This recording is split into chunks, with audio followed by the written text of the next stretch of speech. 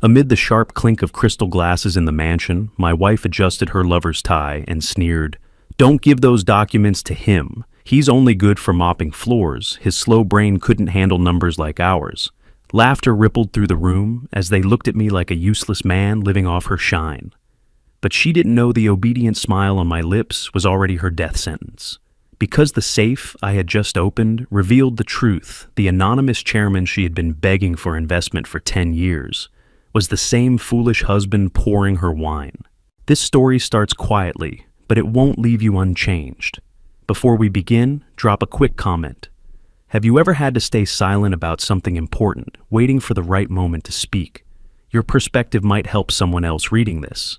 Note: some details are adjusted for storytelling, but the lesson about truth and timing is what matters most. I stood at the marble counter in my apron, setting down fresh mango slices, when my wife descended the staircase and said the words that would change everything. "Even breathing here is free for you." Celeste Sinclair, 58, descended the curved staircase in cream silk phone already pressed to her ear, barely glancing at the breakfast I had prepared. Her heels clicked against Italian tile as she crossed the kitchen manicured hand, reaching past the fruit arrangement to grab her coffee, black no sugar, exactly as I had made it for the past 32 years. "Don't forget to pick up my dry cleaning," she said, still not looking at me. The phone conversation continued without pause. "No, Celine, tell them we need the finalization by mid-December at the latest. Yes, I understand the timeline.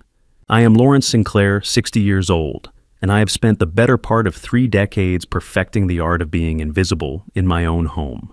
The beachfront villa in Palm Beach stretched around us like a museum dedicated to wealth I was never supposed to question.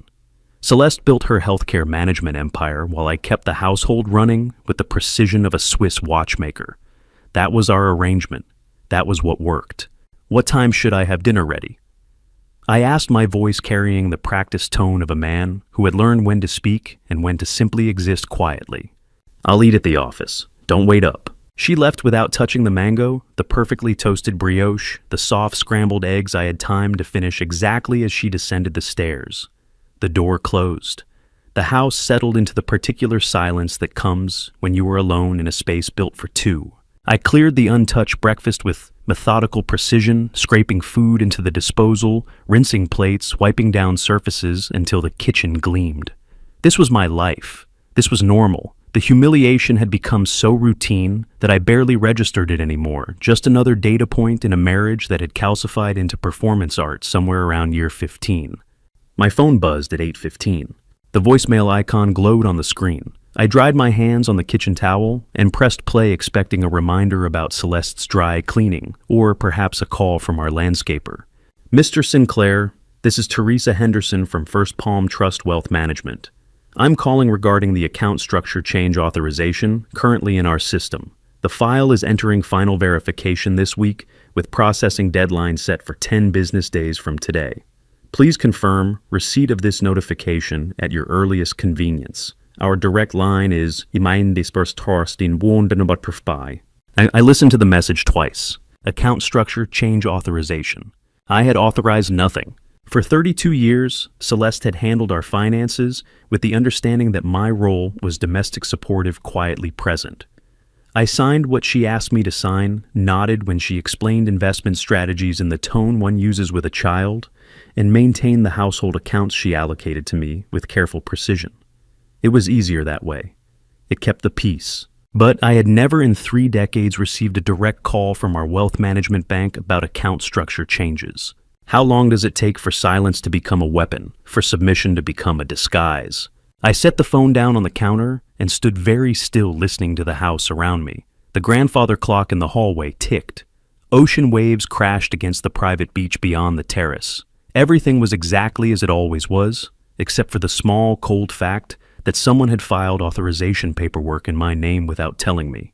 I walked to the villa's home office, my space, though Celeste rarely acknowledged I had one.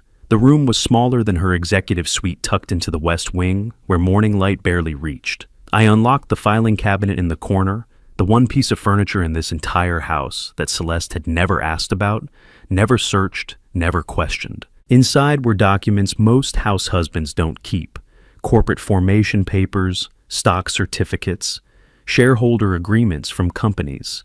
Celeste believed she managed independently, believed she had built through her own brilliance and strategic vision. She had built them. I would never deny her talent, her drive, her ruthless efficiency in business.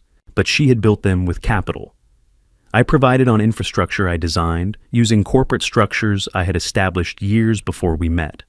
The anonymous chairman who signed off on her major decisions, who she reported to quarterly, who she complained about over dinner when she thought I was too ignorant to understand the corporate politics she described. That was me. The filing cabinet held more than documents. It held the truth Celeste had forgotten. I built this empire before I ever met her. I selected a single folder, innocuous corporate filing paperwork, that would mean nothing to anyone at her office. Just a concerned husband delivering forgotten documents. The perfect excuse to visit her healthcare management suite in Palm Beach Gardens, to observe, to understand what authorization had been filed and why I was only learning about it through a bank's courtesy notification. 25 years of marriage. 25 years of playing small, of letting her believe I was the dependent one, the man who needed her wealth and status to maintain the lifestyle I enjoyed. She had convinced herself so thoroughly of this narrative that she stopped seeing me entirely. I became furniture, wallpaper, a convenient domestic manager who kept her personal life running smoothly while she conquered boardrooms. She forgot that furniture observes everything, that wallpaper hears every conversation, that the man she dismissed as helpless might simply be waiting. I closed the filing cabinet, tucked the folder under my arm, and checked my reflection in the hallway mirror. Gray hair, soft features, the slight stoop of a man who spent his days in service rather than command. Perfect. Time to visit my wife's office and see exactly who thought they were playing this game. The voicemail had confirmed what I had begun to suspect over the past few weeks. The late dinners, the distracted conversations, Celeste's particular brand of cruelty sharpening from casual to calculated. Someone was moving pieces on a board they didn't know I controlled. I grabbed my car keys and headed for the door. Just a concerned husband delivering forgotten paperwork. Nothing suspicious about that at all. The receptionist barely looked up when I walked into Celeste's healthcare management office, carrying the manila folder, playing the part I had perfected over 25 years, the forgettable husband. The building rose from Palm Beach Gardens in sleek glass and steel, all modern efficiency and corporate polish. I had been here perhaps 3 times in the past decade for holiday parties, where I stood quietly by the punch bowl for the occasional emergency where Celeste needed something retrieved from home. The staff knew me the way you know, furniture present but unremarkable. "I'm so sorry to interrupt," I said to the young woman at the reception desk, offering an apologetic smile. "My wife forgot these files at home this morning. Is she available?" The receptionist, maybe 25, glanced at the folder with the bored efficiency of someone who had processed 1,000 interruptions. "Mrs. Sinclair is in her office, down the hall, last door on the left." "Thank you so much. I won't be long." She had already returned to her computer screen, dismissing me from her awareness with the ease of someone who had categorized me as irrelevant. I walked down the corridor with the careful posture of a man who knew his place, shoulders slightly stooped, manila folder held against my chest like a shield. The hallway stretched ahead in polished marble and recessed lighting doors marked with titles that spoke of hierarchy and power. Regional Director, Operations Manager, Executive Vice President of Strategic Planning. All positions within the company I had capitalized. All salaries paid from accounts I technically controlled. All corporate decisions that crossed my desk quarterly for anonymous approval. But here in this building, I was just Celeste's husband, the man who brought forgotten documents and apologized for existing. 25 years playing small. Let me see what happens when invisible people start watching. I passed open office doors, glimpsing employees bent over computers, conference rooms filled with afternoon meetings, the machinery of corporate life grinding forward with practiced efficiency. Everything looked exactly as a successful healthcare management company should look: professional, prosperous, legitimate. Then I saw her. Solene Redmond sat at a desk positioned just outside Celeste's office door, too close to be a standard assistant station, too territorial to be coincidental. She was 35, dark hair pulled back in a severe bun, wearing a charcoal suit that spoke of expensive taste and careful presentation. Her desk held a single monitor, a designer lamp, and a smartphone that her hand hovered over with the readiness of a soldier near a weapon. She looked up as I approached, and her expression shifted through a series of calculations I recognized from years of watching corporate predators assess threats. Can I help you? Her voice carried the polite edge of someone performing courtesy while planning defense. Just bringing my wife some documents she forgot, I said, maintaining the harmless smile. I won't be long. Mrs. Sinclair is in a private meeting. You should wait. Not, she'll be free in a moment. Not, let me check her schedule. A direct command to stop delivered with the authority of someone protecting territory that belonged to her. Invisibility is a superpower when people forget that quiet doesn't mean blind. I had seen that look before, the territorial awareness of a person guarding intimate access. The way Celine positioned herself between me and Celeste's door, the protective tension in her shoulders, the proprietary quality in her tone when she said Mrs. Sinclair instead of your wife. She wasn't protecting her boss. She was protecting her lover. Of course, I said, offering the apologetic smile again. I'll just leave these on her desk, if that's all right. I know how she gets when she's missing documents. Celine hesitated, caught between maintaining her guard and acknowledging the reasonableness of the request. Fine, but be quick. I walked past her desk, moving with the careful deference of a man who understood his place in the hierarchy. Celeste's office door stood partially ajar, voices murmuring beyond the threshold. I raised my hand to knock, then paused. Through the side window, the one with blinds tilted open just enough I saw them. Celeste stood facing Celine, their bodies closer than any professional relationship warranted. Celine's hand rested on Celeste's waist, with the casual intimacy of someone who had touched that waist many times before. Their foreheads nearly touched, and Celeste leaned into the contact with the kind of ease that comes only from habit, from comfort, from something that has been happening for longer than a moment. Not here? Celeste said, her voice carrying through the partially open door. Someone might see. Your husband doesn't notice anything, Celine replied, her hand sliding lower. He's harmless. I watched for exactly 15 seconds, long enough to commit every detail to memory, not so long that someone might notice me standing frozen in the hallway. November 28th, 2:37 p.m. Private office, northwest window. Celine's hand on Celeste's waist. Intimate positioning. Celeste leaning into contact. Overheard statement. Your husband doesn't notice anything. Evidence documented. The folder in my hand suddenly felt heavier, not with documents, with decisions. I turned and walked away without making a sound, my footsteps silent on the marble floor.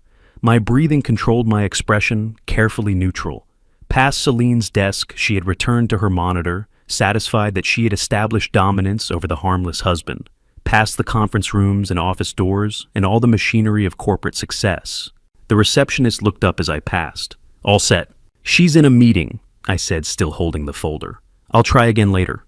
Another polite smile. Another dismissal. I walked out into the late afternoon sunlight and crossed the parking garage to my car with the measured steps of a man who had nothing to hide and nowhere urgent to be. Inside the car, I sat for 3 full minutes, not crying, not shouting, not feeling much of anything except the cold, familiar sensation of strategy crystallizing around observed facts. I opened the voice recorder app on my phone and spoke 4 words into the quiet, November 28th, call Dashel. My adopted son worked in corporate security and digital forensics. He would know what to look for. More importantly, he would know how to look without leaving traces. The affair wasn't about love. I had suspected as much the moment I received Teresa Henderson's voicemail about unauthorized account structure changes. Celeste didn't do anything without strategic purpose. If she was risking her reputation, her marriage, her carefully constructed professional image, it was because the prize was worth more than sentiment, something far more valuable than love. Something worth approximately $100 million in life insurance corporate assets and carefully hidden wealth. I started the car and pulled out of the parking garage, heading home to begin documenting everything. The leather notebook had sat in my private filing cabinet for 5 years unopened, waiting for the moment when careful observation would matter more than loud accusations. I drove home from Celeste's office in deliberate silence, the radio off my mind, cataloging facts with the precision I'd once used to audit corporate divisions for irregularities. November 28th, 2:37 p.m. Physical contact observed. Territorial behavior from the assistant. Overheard statement suggesting my perceived harmlessness. The villa felt different when I entered through the side door, bypassing the kitchen, where Celeste would expect me to prepare dinner. I moved directly to my private office, the small room in the west wing, that she had dismissed years ago as my project space, without ever asking what projects I worked on there. The filing cabinet sat in the corner, innocuous gray metal that matched 1,000 other office fixtures. I unlocked it with the key I kept on my personal keyring, the one Celeste had never shown interest in, and removed the leather-bound notebook from the bottom drawer. It was expensive leather, the kind that ages well that holds ink without bleeding through pages. I had purchased it during my last year as a corporate investigator before I met Celeste, before I decided that building an empire quietly was more valuable than climbing corporate ladders loudly. I opened to the first blank page and began documenting with the methodical precision of someone who had spent decades building cases that would hold up in court. November 28, 2024, 2:37 p.m. Healthcare Management Office, Palm Beach Gardens. Subjects, CS and SR. Physical contact observed hand on waist, intimate proximity. Overheard dialogue, quote, "Your husband doesn't notice anything. He's harmless." Duration of observation: 15 seconds, emotional state controlled. 25 years ago, I had documented safety violations in cold storage facilities the same way. Evidence first, emotion never. The habit returned like muscle memory, clinical precise, building a foundation that could support the weight of consequences. But documentation alone wasn't enough. I needed to know what they had been doing with my name, my credentials, my carefully maintained anonymity. I pulled out my phone and dialed the one person I trusted completely. Dashiell Sinclair answered on the second ring. My adopted son, 28 years old, had inherited my strategic mind and turned it toward digital systems instead of corporate structures. He worked as a cybersecurity specialist for a consulting firm that handled forensic investigations for Fortune 500 companies, the kind of work that required clearance discretion and the ability to find patterns in data that others missed. "Dashiell, I need you to run a system audit, not a routine check, a forensic audit." His voice shifted immediately from casual to professional. No questions about why I was calling at 6 p.m. on a Wednesday. No demands for emotional context.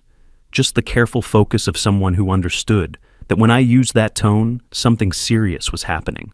What am I looking for?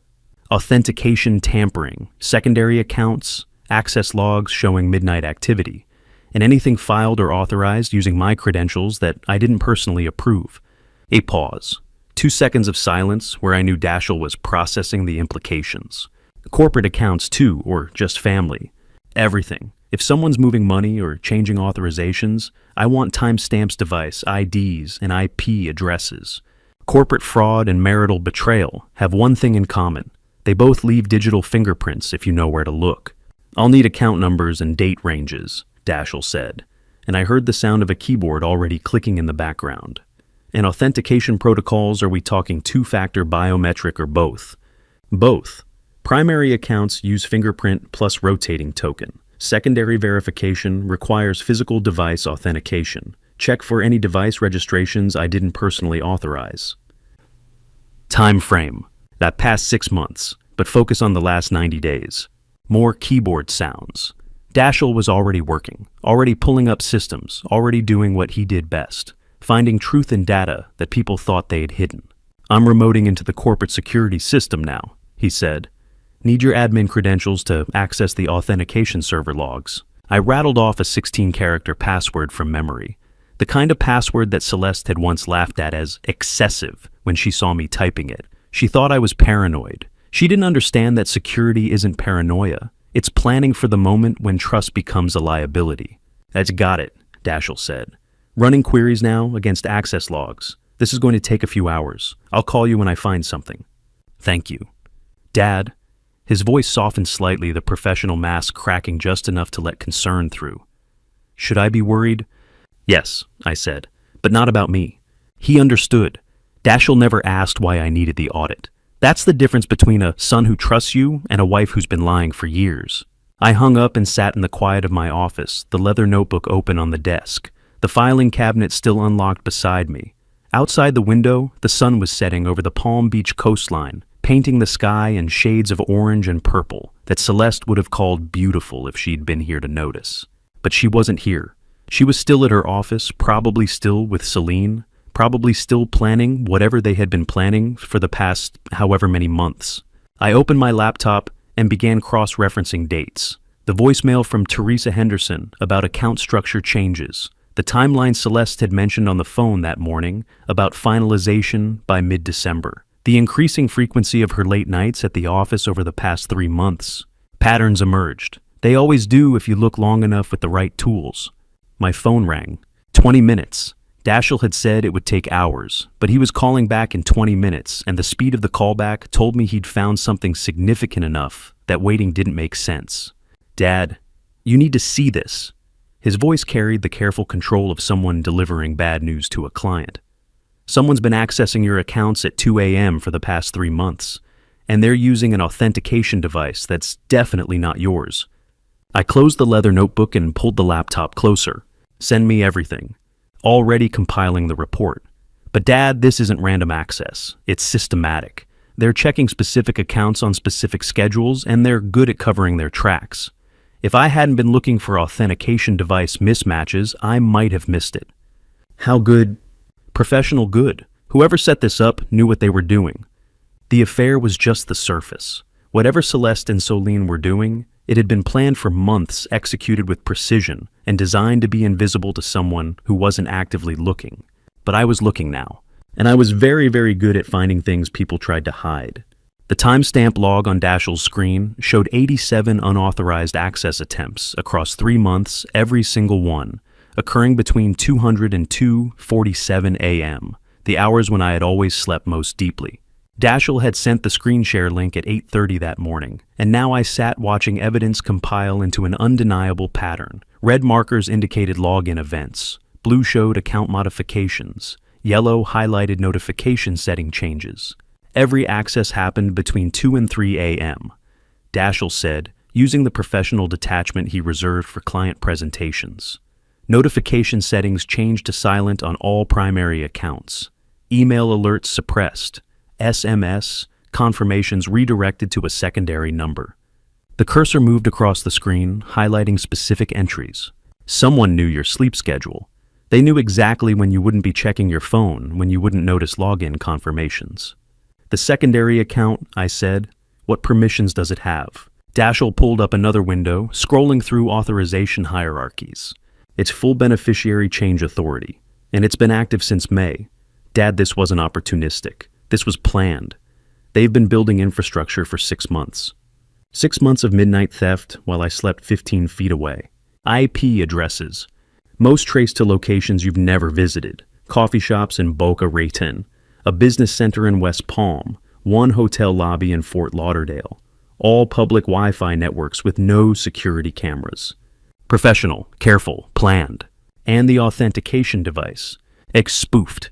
They cloned your credentials, probably physical access to your device, long enough to extract cryptographic keys. Then they registered a duplicate under a modified serial number. The system saw it as legitimate because the authentication tokens matched. How long does it take to erase a person? 5 years of small humiliations, or 6 months of midnight theft? The phrase "knew your sleep schedule" triggered a memory. Villa Terrace, summer evening, 5 years ago, 2019. Celeste had hosted a dinner party with Palm Beach Society friends. 8 guests around the outdoor table, string lights casting soft shadows. I had been clearing dessert plates when Celeste steered conversation toward family planning. "We've tried everything, of course," she said, her voice carrying theatrical concern. "But when certain biological limitations exist, there's only so much modern medicine can do." One of the guests shifted uncomfortably. "I'm sure it's difficult for both of you." Celeste sighed, placing her hand over her heart. "Oh, I've made peace with it. Lawrence is still adjusting to his weaknesses." The dinner guests' 8 Palm Beach Society acquaintances shifted uncomfortably in their terrace seats as Celeste weaponized vulnerability, turning intimate medical details into public theater. I stood holding an empty plate, saying nothing, while she systematically dismantled my dignity under the guise of concerned sharing. 2 days later, I found the contraceptive prescription in her bathroom cabinet. 5 years of continuous dosing. The infertility wasn't my failure. It was her choice. But by then everyone we knew believed her story. "That you still there?" Dashiell's voice pulled me back to the present, to the screen full of markers.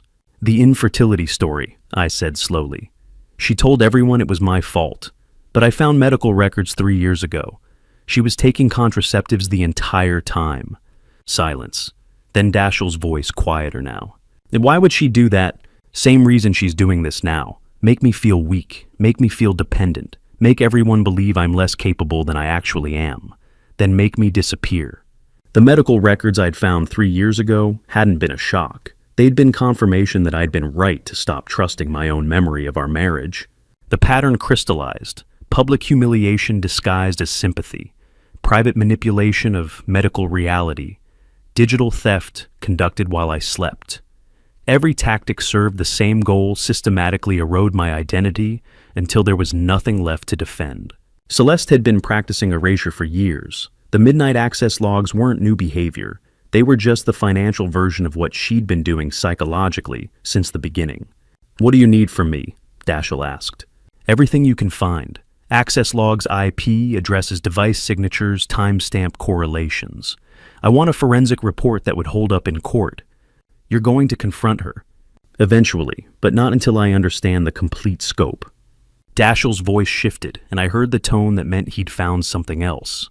"There's one more thing. The secondary account has a pending authorization request. It's scheduled to process in 9 days. 9 days.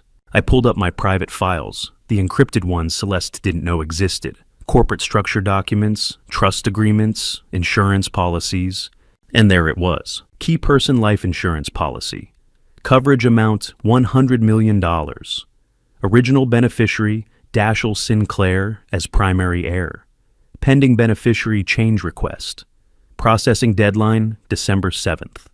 I scrolled down to see the proposed new beneficiary. Celeste Sinclair, primary, 100%. The cold feeling in my chest solidified into something sharp and focused. This wasn't about an affair. This wasn't about love or passion or revenge. This was about money, about making sure that when I died or disappeared or was declared incompetent or whatever they had planned, every dollar I'd ever earned would flow to Celeste instead of to the son I'd chosen to inherit my empire. 9 days until the authorization processed.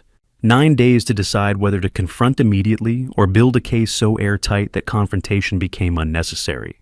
I looked at the screen full of evidence, at the timeline stretching back 6 months, at the pattern of systematic theft and psychological manipulation.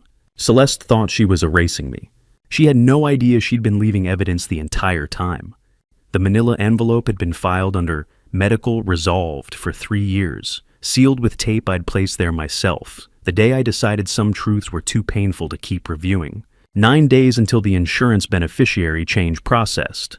9 days until Celeste legally positioned herself to inherit everything if something happened to me. But before I could understand what they were planning, I needed to confirm what I'd been denying for a decade. I pulled the envelope from my private filing cabinet, feeling the weight of documents I'd deliberately archived to avoid confronting their implications. The seal broke with a sound like tearing skin. Inside were pharmacy receipts, prescription records, and billing statements I'd collected quietly over years of suspicion but never acted upon. 7 years of evidence from 2015 to 2022, each page documenting a truth I'd chosen not to see. The first receipt was dated March 2019. Prescription refill, birth control, patient Celeste Sinclair, physician Dr. Morrison, date March 12, 2019. Dr. Morrison, the physician whose name appeared on 7 years of contraceptive prescriptions, had unknowingly provided the paper trail that would expose Celeste's decade-long deception. March 2019, the same month she'd told her friends at that dinner party we'd been trying for 2 years. I spread the documents across my desk, chronologically creating a timeline of methodical betrayal. Each prescription refill told a story. Each date marked a moment when Celeste had been maintaining her deception while publicly performing grief over our childless marriage. July 2017, October 2018, March 2019, June 2020. Every single year. Never missed a refill. One receipt showed a pharmacy in West Palm Beach, dated August 15, 2020. I pulled up my phone's calendar and scrolled back.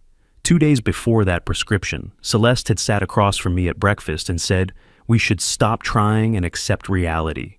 I'd believed her. I'd nodded sympathetically. I'd agreed that perhaps we weren't meant to be parents, that perhaps my body was simply incapable of what hers deserved. The memory surfaced with crystalline clarity. The fertility specialist's office 3 years ago.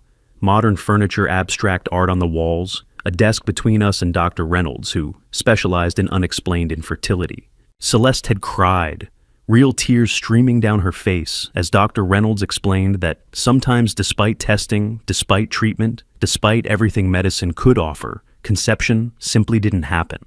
"We've run every test," Dr. Reynolds had said, his voice gentle with practiced sympathy. "There's no medical explanation we can find." Because he was testing the wrong person, Celeste had made sure of that. She'd cried, and I'd held her hand through every fake tear, believing we were sharing grief when she was performing a script she'd written years earlier. How many lies can one person maintain simultaneously?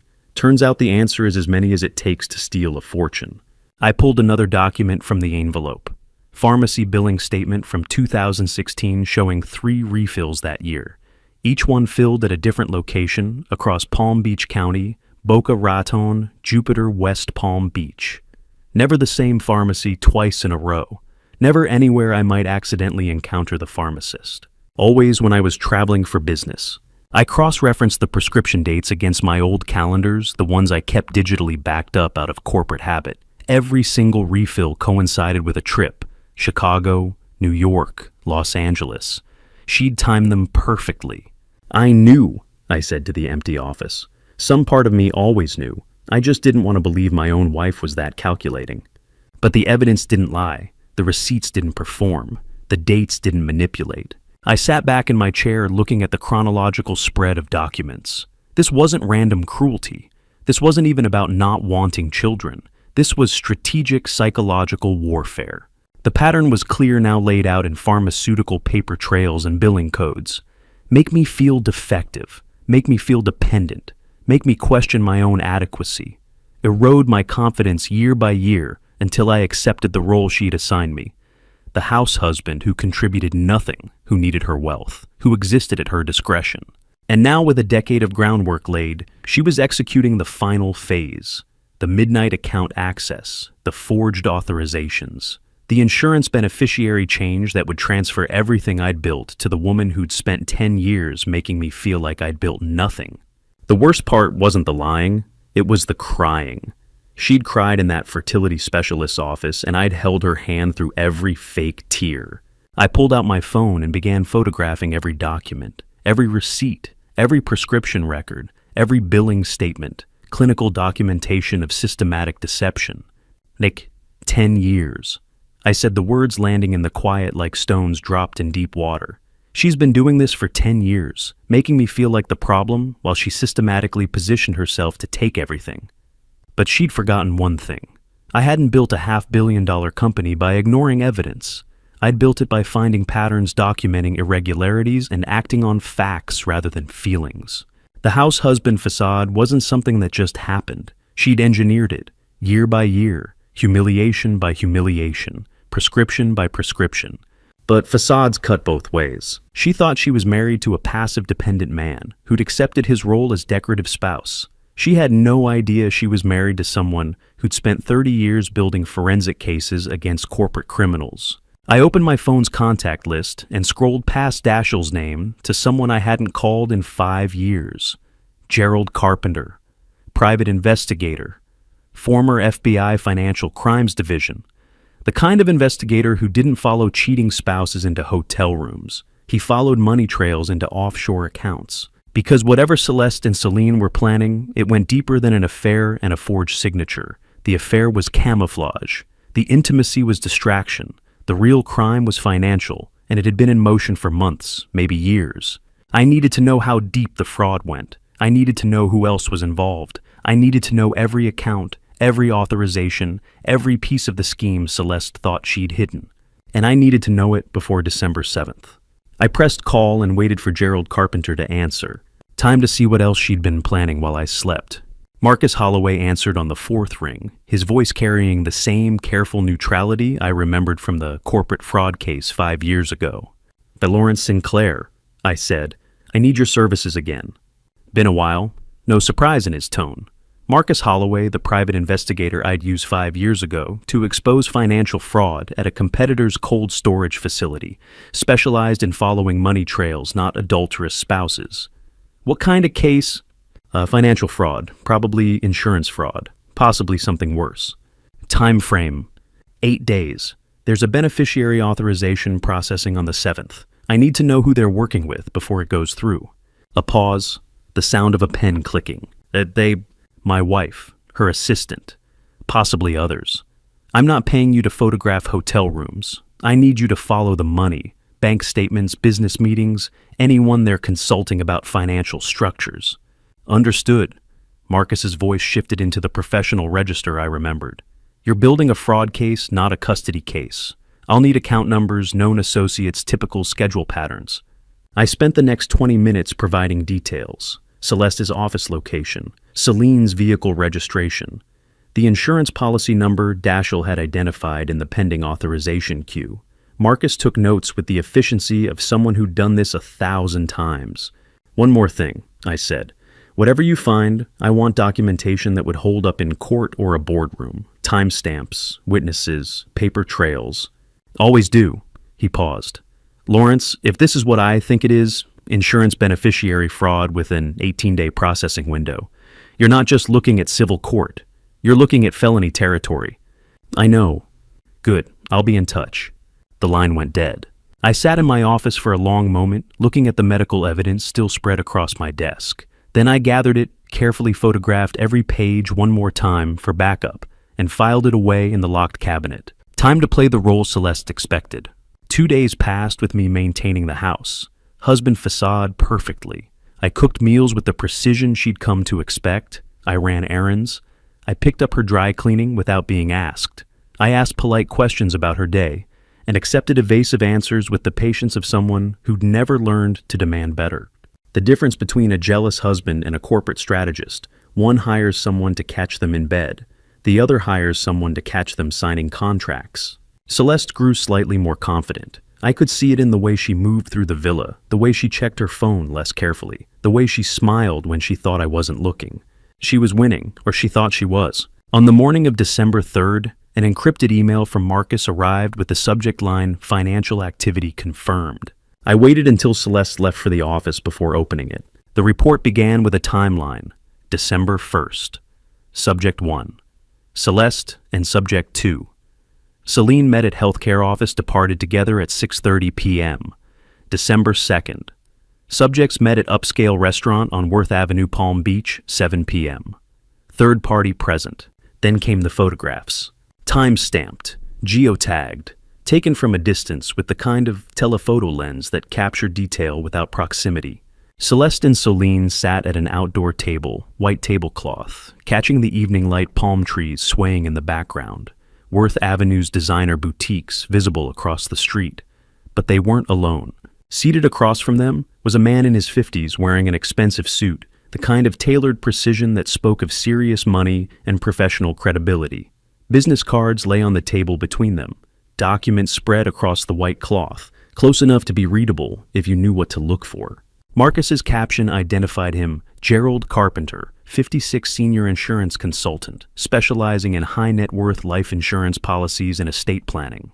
I zoomed in on the photographs, Celeste leaning forward intently, her expression focused in a way I recognized from boardroom negotiations. Celine taking notes on a leather portfolio. Carpenter pointing to specific clauses in what appeared to be a policy document, his finger tracing lines of text I couldn't quite read. This wasn't a romantic dinner. This was a business meeting. The next photo showed them entering a hotel lobby together at 9:45 p.m. The timestamp glowed in the corner like an accusation, but Marcus's caption read, "Financial, not romantic. Observed departure patterns consistent with professional consultation, extending past restaurant close time." The hotel footage didn't make me angry. The insurance documents on that table, those made me dangerous. I scrolled through the rest of Marcus's report. 90 minutes of discussion, multiple document reviews, Carpenter producing what appeared to be comparison charts, Celeste and Celine reviewing paperwork with the intensity of people making decisions that would affect large sums of money. Marcus's final note, Subject 3. Carpenter specializes in complex beneficiary structures and estate optimization. Recommend immediate background investigation. Insurance consultant, I said to the empty office. They're not just changing the beneficiary, they're planning the whole structure with professional help. I typed a response background check Carpenter immediately and find out if there are other consultants involved. This is bigger than I thought. Marcus's reply came back within minutes, already running it. Report in 2 hours.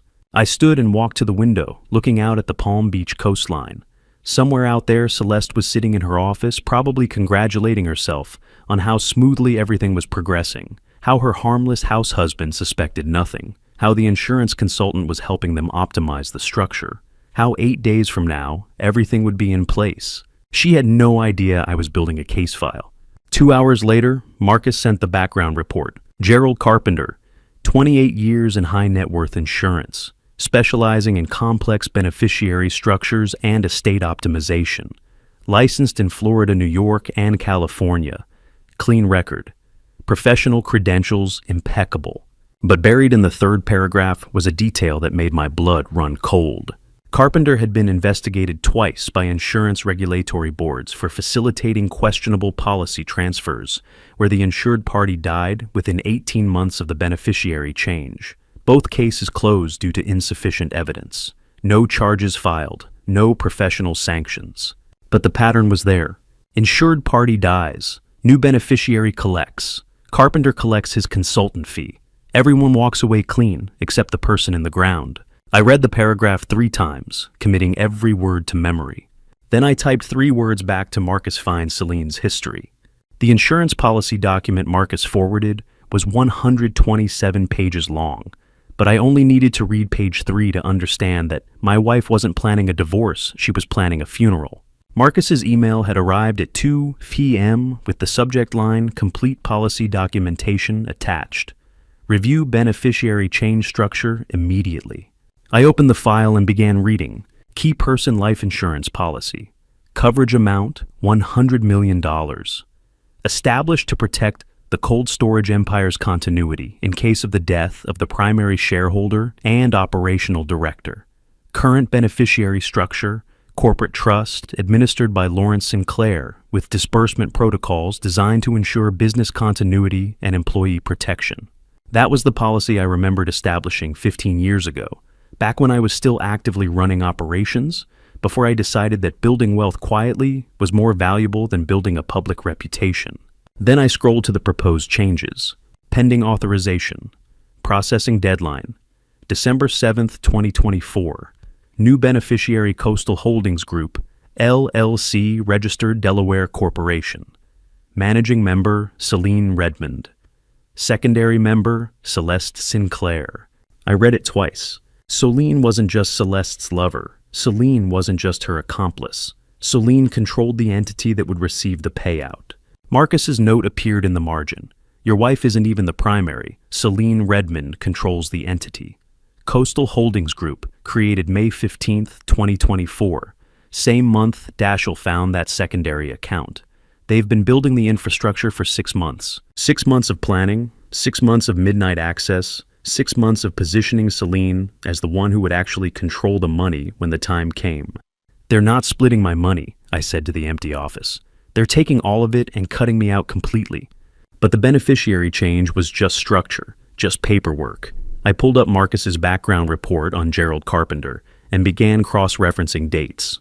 Case 1, high net worth beneficiary, change June 2018. Insured party, Robert Mitchell, 62, real estate developer. Beneficiary change from wife to newly created LLC. Subject deceased, November 2019, accidental fall from yacht deck during solo sail. Investigation ruled accident. Insurance paid out $85 million. Gerald Carpenter listed as insurance consultant on the beneficiary change documentation. Case 2, estate restructuring with beneficiary modification. March 2020, insured party, Thomas Reynolds, 58, investment banker. Beneficiary change from Children's Trust to Business Partners Holding Company. Subject deceased. August 2021, sudden cardiac event during routine physical examination. Investigation ruled natural causes. Insurance paid out $120 million. Gerald Carpenter listed as estate planning consultant. Accidental fall, cardiac event. The insurance company never questioned either one because the paperwork was perfect. I pulled up a calculator and did the math. June 2018 to November 2019, 17 months. March 2020 to August 2021, 17 months. Not immediately, not suspiciously fast, but within 18 months of the beneficiary change, both insured parties died in ways that could be explained away as accidents or natural causes. And now Gerald Carpenter was helping Celeste and Celine set up the same structure, same tight timeline, same carefully constructed LLC beneficiary, targeting a 60-year-old man who, according to his wife's public narrative, had health issues and emotional weaknesses. "This isn't about leaving me," I said. "They're planning to bury me." The words landed in the quiet office like stones dropped in deep water. I stood and walked to my filing cabinet, pulling out the corporate structure documents I kept locked away. Documents Celeste had stopped asking about years ago, assuming they were just archived business records from a career I'd left behind. The insurance policy was catastrophic. $100 million transferred to an entity I didn't control, paid out upon my death. But it wasn't everything. My controlling stake in the cold storage empire was worth over $500 million, currently protected by shareholder agreements and trust structures I'd established decades ago. Celeste sat on the board. She managed operations. She reported to the anonymous chairman quarterly. But she didn't control the shares. She didn't control the voting rights. She didn't control the trust that held the empire together. Unless I was declared incompetent, unless I was incapacitated, unless I was dead, then those protections could be challenged. The trust could be dissolved. The shareholder agreements could be restructured under probate law.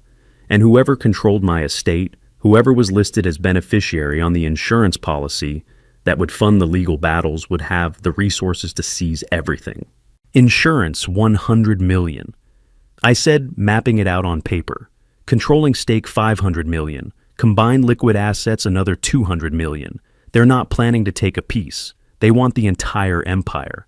The midnight account access, the forged signatures, the insurance consultant with a body count, Celine controlling the beneficiary entity, and me, supposedly weak and dependent, about to have an unfortunate accident sometime in the next 18 months. Maybe a fall, maybe a cardiac event, maybe something else entirely that could be explained away as natural causes for a 60-year-old man who'd lived a stressful life. I built a $500 million empire from nothing, and my wife thought I'd die quietly in my apron without noticing she was stealing it. But they'd made one critical mistake. They forgot I'm not actually the harmless house husband they've been calling me for 5 years. I'm the anonymous chairman who signs off on every major decision. I'm the strategist who built the corporate structures they're trying to dismantle. I'm the investigator who spent 30 years finding fraud in systems designed to hide it. And now I knew exactly what they were planning. I closed the insurance file and opened a secure messaging app I hadn't used in 3 years. Direct line to Desmond Stafford, my in-house general counsel, the man who handled the legal affairs of the cold storage empire, the man Celeste reported to quarterly without realizing she was reporting to someone who answered to me. The message was short. Need emergency meeting. Prepare TRO package and compliance review authorization. Suspected insurance fraud with potential criminal intent. Timeline critical 4 days until processing. Then I added one more line, and Desmond, don't tell anyone, not even my wife, because the only way to stop people planning your elimination is to eliminate their plan first. I pressed send and sat back in my chair looking at the evidence spread across my desk. Medical records proving a decade of deception, digital forensics showing 6 months of systematic theft, insurance documents revealing a murder-for-profit scheme. 4 days until December 7th. 4 days to build a legal case so airtight that Celeste and Celine would spend the next decade in prison instead of spending my money. The war had begun, they just didn't know it yet. The KYC compliance database flagged Celine Redmond's profile within 3 seconds of Dashiell's query, and the alert level was red, the designation reserved for high-risk financial actors with documented fraud history. Desmond had confirmed receipt of my message about the TRO package within an hour. Now, the morning of December 4th, I sat in my office on a video call with Dashiell, watching him run the screening that would either confirm my suspicions or prove I was building a case on paranoia. The screen behind him filled with data fields, risk assessment markers, cross-reference alerts. Red flag, Dashel said, his voice carrying the careful precision of someone delivering bad news professionally. High-risk designation, multiple database matches across different states and time frames. Like what kind of matches? Financial fraud databases, OSINT cross-references, court records. And here's the interesting part. The Social Security number associated with Celine Redmond was only issued 18 months ago. I sat forward. 18 months she's been working for Celeste for almost 2 years. Exactly, which means for the first 6 months she was using a different identity. The name Celine Redmond didn't exist before June 2023. It's a constructed identity. Social Security number issued to a person claiming to be 35 years old. So who is she really? Dashel's fingers moved across his keyboard. Give me 10 minutes. The screening system has cross-references to previous identities. Let me follow the alias trail. I watched him work pulling up databases I recognized from my own corporate investigations years ago. Public records, financial transaction histories, court filing systems.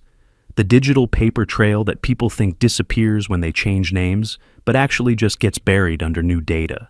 Identity is supposed to be permanent, but for some people it's just a costume they change when the last performance ends. "I'd got it," Dashel said. Celine Redmond was preceded by Sarah Pelletier. Louisiana, 2019 to 2023. Before that, Sandra Reynolds, Arizona, 2016 to 2019. Each identity lasted 2 to 4 years before being abandoned, always coinciding with residential moves and new employment. Same industry. Healthcare administration. All 3 identities. Sarah Pelletier worked in healthcare billing for a regional hospital network in Baton Rouge. Sandra Reynolds was in medical office management in Phoenix. The pattern was becoming clear. She didn't just change names randomly, she moved through the same professional space building, the same kinds of access targeting the same vulnerabilities. Criminal charges, I asked. 2 confirmed, insurance billing fraud in Arizona under the Sandra Reynolds identity, embezzlement charges in Louisiana under Sarah Pelletier. Both cases were dropped. Why, Arizona case insufficient evidence after key documents disappeared from the prosecutor's office. Louisiana case primary witness failed to appear for testimony. Failed to appear or disappeared. Dashel paused, reading something on his screen. Disappeared. I'm looking at the case notes now. Witness was scheduled to testify, never showed up, never heard from again. The cold feeling in my chest spread outward. Healthcare billing. That's how she got close to Celeste. She's been running this playbook before. And there's more. Dashel pulled up another file. The Arizona case involved a life insurance claim. The beneficiary change was processed by, I'm checking the investigator's name in the court documents, Gerald Carpenter. The room went very quiet. Say that again. Gerald Carpenter. The same insurance consultant meeting with Celeste and Celine now was involved in the Arizona fraud case that got Sandra Reynolds, Celine's previous identity, charged with insurance fraud. What was the outcome of that case? Our charges dropped. But here's what the case file shows. Elderly victim male, 62 years old, living alone. Beneficiary change processed 3 months before death. Victim fell downstairs in his home. Death ruled accidental. No witnesses. Beneficiary payout, $45 million. Sandra Reynolds was employed as the deceased's healthcare coordinator. She disappeared 6 weeks after the insurance check cleared. I felt something shift in my understanding. This wasn't opportunistic. This wasn't Celeste seducing an assistant into helping with a scheme. This was a professional criminal who had done this before, with the same consultant targeting the same demographic using the same methods. She's not Celeste's assistant, I said slowly. She's a professional. This is what she does. Identity fraud insurance scams, probably worse. Career criminal, Dashel confirmed. Based on the timeline, I estimate her real age is 38 to 40, not 35. She's been doing this for at least 8 years across 3 confirmed identities, 4 questionable insurance payouts across 3 states. And that's just what I can find in 2 hours of searching. Celeste thought she was the one in control using Celine to steal my fortune. She had no idea she was the one being used. The Arizona victim, I said. You said he fell downstairs. How exactly? It found at the bottom of his basement stairs. Head trauma. Medical examiner ruled it consistent with accidental fall. The man had been drinking that evening, blood alcohol level .08. Investigation concluded he'd lost his balance. Alone in his house. Convenient. Very. And here's the detail that should concern you. The beneficiary change had been filed exactly 14 months before his death, long enough that it didn't trigger automatic investigation. 14 months, 17 months in Carpenter's other case, 18 months in the pattern Marcus had identified. They had a timeline. They had a method. They had done this successfully at least twice before. And now they were doing it to me. Send me everything I said. Full report, all 3 identities, court records, case outcomes. I need documentation that would hold up in court. Already compiling it. You'll have it in 20 minutes. Dashiell's face filled the screen, his expression serious. Dad, there's one more thing. The Louisiana embezzlement case. The witness who was supposed to testify. The one who disappeared. Victoria Hartman, 54 years old, healthcare administrator. She was going to testify that Sarah Pelletier Celine's Louisiana identity had been systematically billing Medicare for services never rendered and pocketing the difference. Hartman discovered the fraud, reported it internally, agreed to cooperate with prosecutors. And then what? She disappeared 3 weeks before the trial. Car found abandoned at a shopping mall in Mayterry. Purse and phone still inside. No signs of struggle. No body ever found. Case went cold. Without her testimony, the embezzlement charges were dismissed. I stared at my screen processing the implications. Never found, I repeated. Never found, never seen again. Louisiana State Police classified it as a missing person case. Still open, no leads. The encrypted report arrived in my inbox. I opened it and began reading 3 identities, 8 years of fraud, 4 insurance payouts, 1 missing witness. And upstairs in our bedroom, Celeste was getting ready for another day at her healthcare management office, completely unaware she'd invited a serial predator into our lives, into our marriage bed. Terrence Bentley, the 48-year-old CFO of my cold storage empire, received the audit authorization at 6 a.m., with instructions that left no room for negotiation, full compliance review of all subsidiary and affiliated entities, beginning with Sinclair Healthcare Solutions, Celeste's company. The missing witness haunted me through the night. Victoria Hartman disappeared 3 weeks before testifying against Celine's previous identity. Never found. I couldn't protect someone already dead, but I could stop Celeste from becoming the next name on that list. Terrence answered my secure call on the first ring. The healthcare company used Sinclair Capital for its 2019 expansion, I said without preamble. That triggers my audit authority under the shareholder agreement. I'm invoking it now. A pause, then Terrence's careful voice. Celeste doesn't know about that clause, does she? She never read the fine print. When I financed her expansion, the corporate structure included oversight provisions for any entity using my capital. Those provisions give me audit authority. What am I looking for? Vendor payments, especially any that cycle back through shell companies or have unusual approval patterns. Cash flow irregularities. Anything that looks like embezzlement disguised as operational expenses. You think she's stealing from her own company?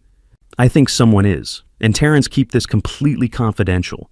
No one can know I've authorized this audit. Understood. I'll have preliminary findings within 48 hours. 36 hours later, Terrence sat across from me in the villa's conference room, laptop open, financial spreadsheets filling the screen with damning evidence. Coastal Medical Supplies. He said, highlighting the first entry, Maritime Healthcare Solutions, Beachside Consulting Group, 36 vendors that exist only on paper, no physical addresses beyond P.O. boxes in Delaware and Nevada, no employee records, no actual inventory or service delivery. Now how much? $3.2 million in the past 18 months. Payments flowing out in neat increments, $50,000 here, $100,000 there. Always just below the federal reporting thresholds that would trigger automatic investigation. Corporate fraud is just embezzlement in a suit and tie. The only difference is the paperwork looks professional while it's stealing your life. Where's the money going after the initial payment, you stiles? Terrence pulled up a flowchart he'd created tracing the money through layers of corporate shell games. That's the interesting part. The payments leave Sinclair Healthcare Solutions to these fake vendors. Then the money cycles through 3 intermediary accounts, different banks, different jurisdictions, gets cleaned, gets consolidated, and ends up in... You need to see this for yourself. He turned the laptop toward me. The final destination was an offshore holding structure registered in the Cayman Islands. The entity name made my chest tighten: Coastal Holdings Group. The same LLC listed as beneficiary on my life insurance policy. They're not just stealing from the healthcare company, I said slowly. They're building a financial war chest. When the insurance money comes through, it'll flow into an entity that already has over $3 million of stolen funds.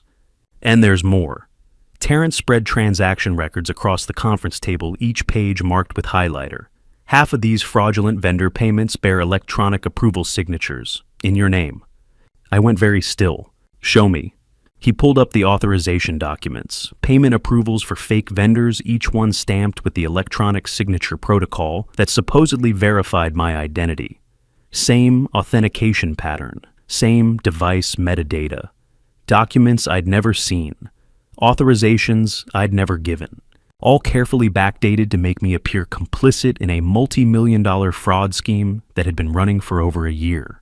If the federal government investigates this, I said, my voice deadly calm, who looks like the criminal? Terrence met my eyes. You, the controlling shareholder who financed the company and apparently approved millions in fraudulent payments. Celeste walks away clean because you're the signature on file. You're the one with access. You're the one who would go to prison. My signature, on documents I never saw, approving theft I never authorized. They weren't just stealing my money, they were making me the criminal. The insurance scheme makes sense now, I said. They need me dead or in prison. Either way, I'm eliminated, and Celeste inherits the empire without the complications of a messy divorce or a fraud investigation that might expose her role. What do you want me to do? Document everything. I need timestamps, authentication logs, device metadata. Proof that these signatures are forged, and I need it by tomorrow. You're going to fight this. I'm going to bury them with it.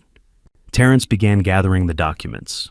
Lawrence, if this hits federal investigators before you can explain, yet how long until I'm arrested? His silence was answer enough. I pulled out my phone and opened the message thread with Desmond Stafford. My fingers moved quickly across the screen. TRO package needs expansion. Add emergency request for AML. Hold on all accounts connected to Sinclair Healthcare Solutions. We have 3 days before the insurance authorization processes. If they get that $100 million before we freeze the fraud, they'll disappear and leave me holding a federal indictment. Desmond's reply came back within minutes. Understood. Preparing emergency filing for tomorrow morning. Will include fraud evidence as supporting documentation for TRO and AML compliance hold. Bank will freeze accounts pending investigation. I looked at the calendar on my phone. December 5th. The insurance beneficiary change would process on December 7th in 3 days.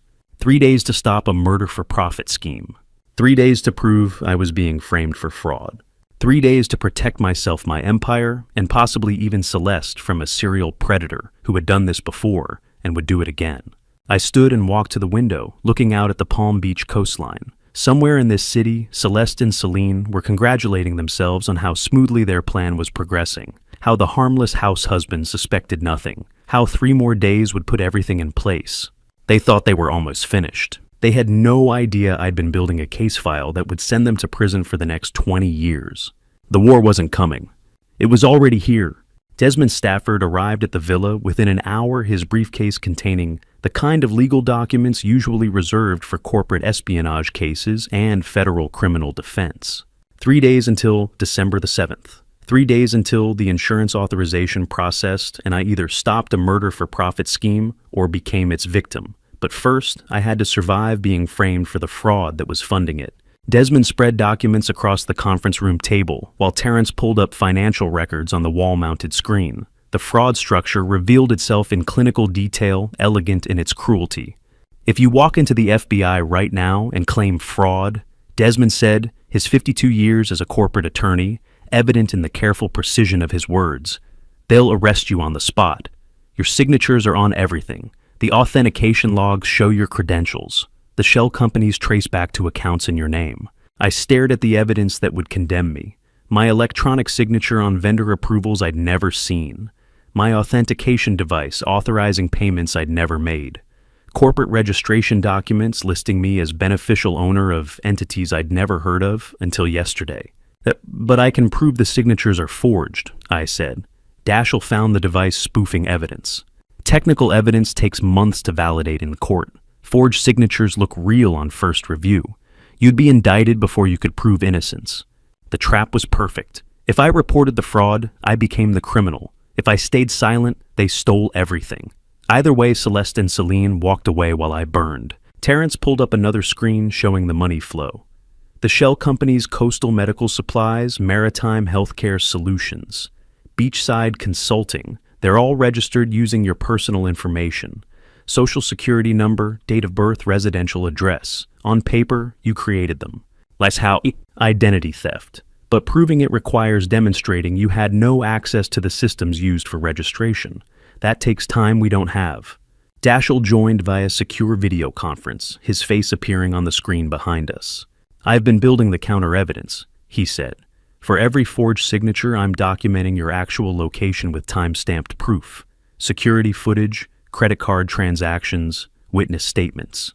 He pulled up a spreadsheet that mapped my real movements against the fraudulent authorizations. November 15th authorization. He said, highlighting one entry. "Logged at 2:17 a.m. from a device you don't own, but your credit card shows you were at a 24-hour diner in Miami at that exact time.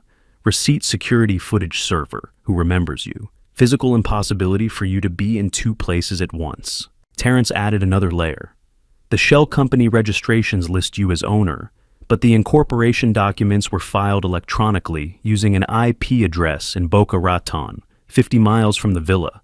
Wi-Fi network you've never accessed. Innocence without evidence is just a nice story. Evidence without timing is suicide. Justice requires both and patience. We're building proof that someone impersonated you systematically," Desmond said. "But we need everything documented before we move. One gap in the timeline and the prosecution argues you're fabricating an alibi."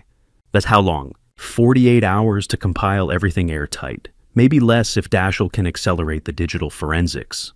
"We have less than 48 hours. December 7th is in 2 days. Desmond and I locked eyes across the conference table. "Then we work through the night," he said. "For the next 4 hours, we built a federal prosecution package, except the target was the real criminals, not the scapegoat. For every forged signature, we documented my alibi. For every fraudulent authorizations Daschle provided, device logs proving the access came from hardware I didn't own. For every shell company, we traced the IP addresses to locations I'd never visited. By midnight, the evidence package was 80% complete. And that's when I had to make the hardest decision. If I report this tomorrow," I said, looking at Desmond, "what happens?" He didn't hesitate. "Federal investigation opens within 48 hours. Your signatures flag you as primary suspect. You're arrested, possibly indicted, while they investigate whether the forgeries are real. Celeste and Celine have time to disappear or destroy evidence. You fight from jail. And if I stay silent, finish the evidence package and wait for them to make their next move, we control the narrative. We prove your innocence before anyone files charges. And when they try to execute the final piece of their plan, the insurance payout on December 7th, we have enough documented evidence to bring criminal charges against them instead." Every instinct screamed to call the FBI to confront Celeste, to expose everything. But I'd spent 40 years building a business empire. I knew the difference between winning and feeling righteous. "We stay silent," I said. "Finish the evidence package, maintain the facade. And when they make their move, we destroy them with documentation so airtight they can't breathe." Daschle nodded from the screen. "I'll have the digital forensics completed by tomorrow afternoon." Terrence began gathering financial records. "I'll document every fraudulent transaction with corresponding proof of your actual location." Desmond closed his briefcase. "I'll prepare the criminal referral package. When we're ready to move, we go directly to federal prosecutors with everything.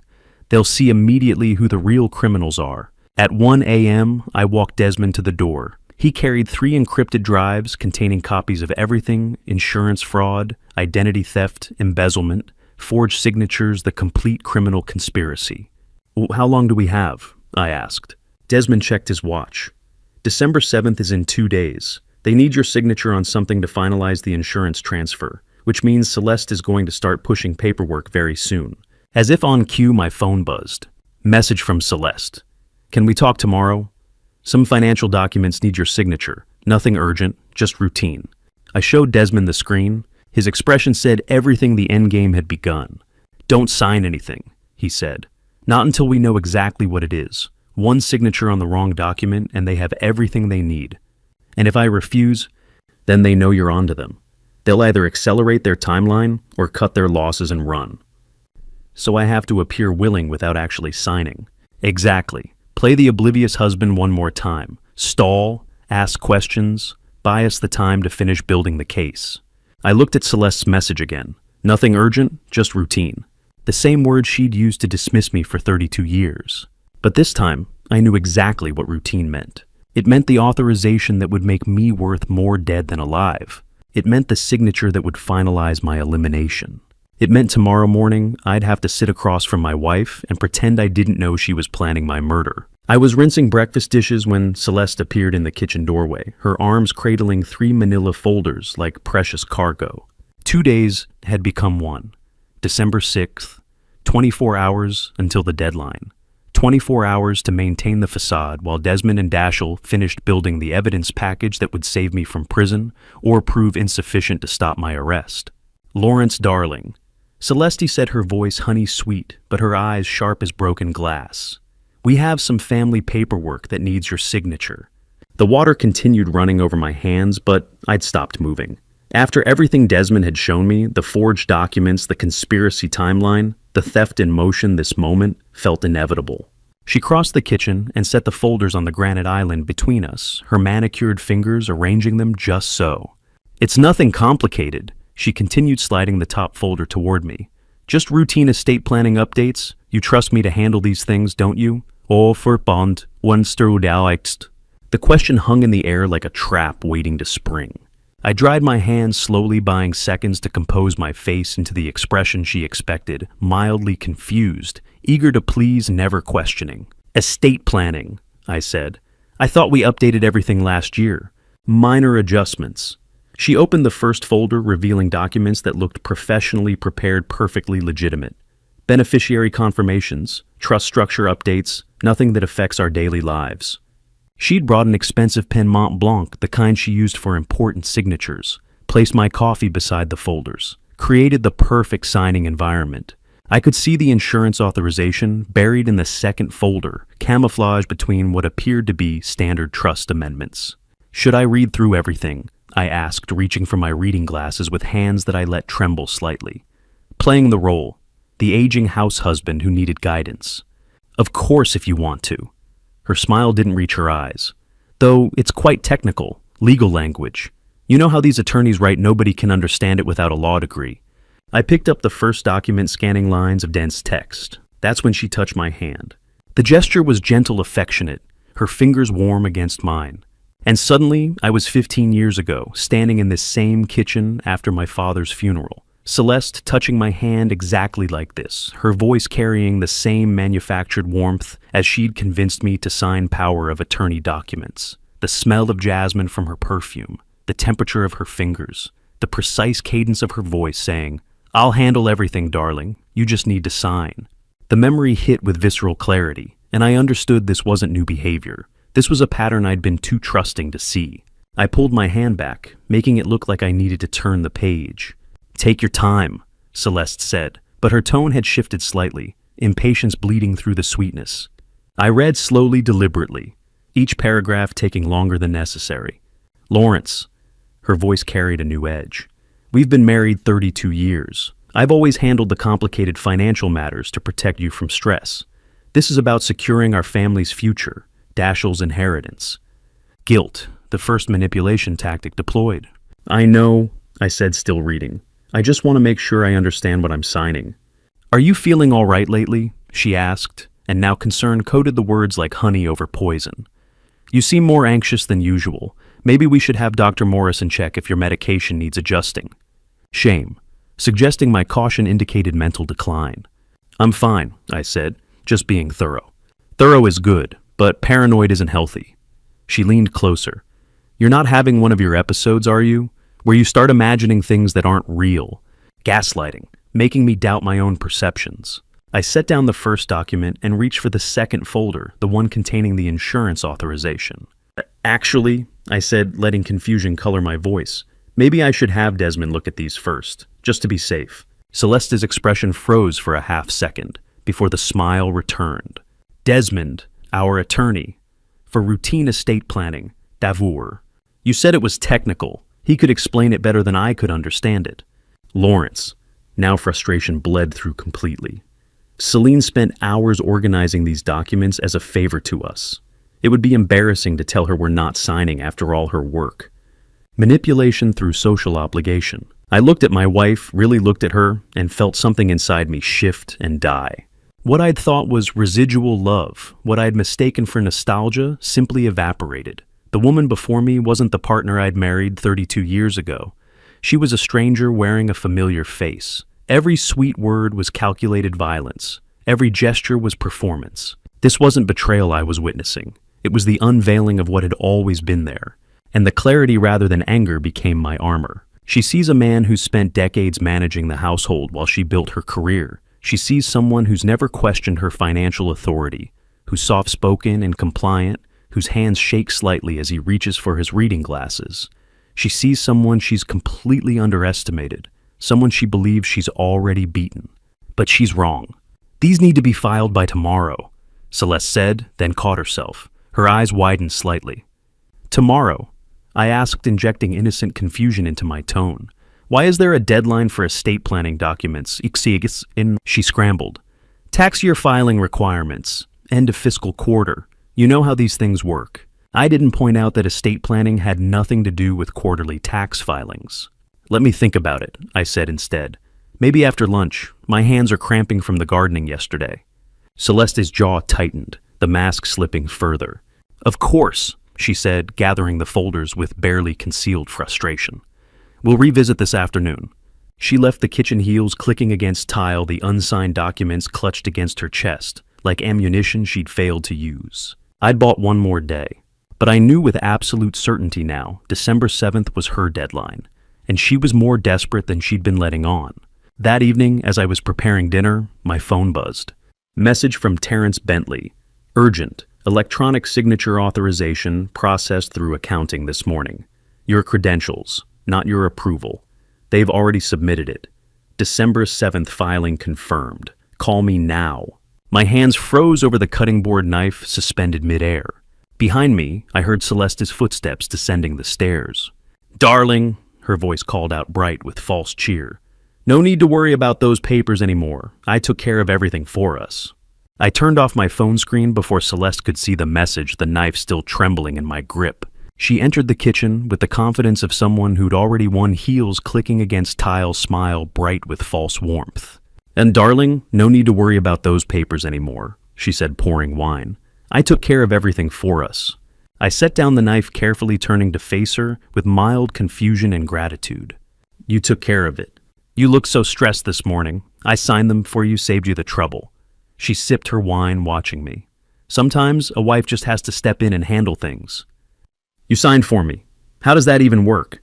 Electronic signatures, sweetheart. It's all digital now, so much simpler. Her tone suggested I was adorably out of touch. I have access to your authentication credentials for emergencies. Estate planning, financial authorizations, all handled with a few clicks. She wasn't even hiding the forgery. She believed her access was legitimate and untraceable. I managed a smile that felt like breaking glass. That's very thoughtful. I knew you'd understand. She patted my shoulder like reassuring a confused child. Finish dinner. I have calls to make. She left, and I counted to 30 before moving. In my office, I locked the door and called Terrence back. Tell me everything. Electronic signature processed at 9:47 this morning. Used your credentials, your device metadata, your IP address. To anyone reviewing it, you personally approved the transaction. But I was at the villa all morning. I know, which means they either cloned your device perfectly or... He paused. How many times have you unlocked your office safe in Celeste's presence? How many times had I unlocked my office safe in her presence, trusting her enough to let the combination stay visible? Dozens? Maybe hundreds over 32 years. They have physical access to everything that I said. Not just access, control. Dashiell needs to see this immediately. I called my son on the secure video line. His face appeared already focused. The signature metadata shows your device, your timestamp, your IP address. But you didn't sign it, Dashel said, pulling up technical data. Can you prove that? I'm trying. The authentication logs show access from hardware matching your registered device serial numbers. They didn't just forge a signature, they cloned your entire digital identity. Terrence's voice came through my phone. This is worse than standard fraud. They've created a perfect technical replica of you. And how long do we have before this becomes irreversible? Before I reveal exactly how much time Lawrence has left to stop this, are you still here? Comment A, if he can still win, or B, if he's already lost. Add your reason in 5 to 10 words. Please note what follows includes recreated details for narrative purposes. My phone rang. Teresa Henderson's name appeared. I answered on speaker so Dashel could hear. Mr. Sinclair, this is Teresa Henderson from First Palm Trust. I'm calling with required notification regarding your policy authorization. Go ahead. The beneficiary change authorization you submitted this morning has entered final verification. I'm required to inform you that final verbal authorization is scheduled for 10 a.m. tomorrow, December 7th. The weight of those 12 hours settled on my chest like concrete, every minute now audible, countable, final. Verbal authorization, for what amount? Or the full policy transfer, sir. $100 million, the beneficiary confirmation call. And this call is scheduled for 10 a.m. Yes, sir. You confirmed attendance when the authorization was filed this morning. The call will verify your identity, confirm your intent, and finalize the transfer. Standard protocol for high-value policy changes. Who will be on the call? Yourself, the designated beneficiary representative, and our senior verification officer. The call typically takes 15 to 20 minutes. I looked at Dashel's face on the screen. He was already typing. And if I don't attend, the authorization would be flagged for review, which could delay processing by 30 to 60 days. However, given that you've confirmed attendance, we're expecting your participation. I see, thank you. We'll see you on the call tomorrow morning. The line went dead. Dashel's expression was grim. They've thought of everything.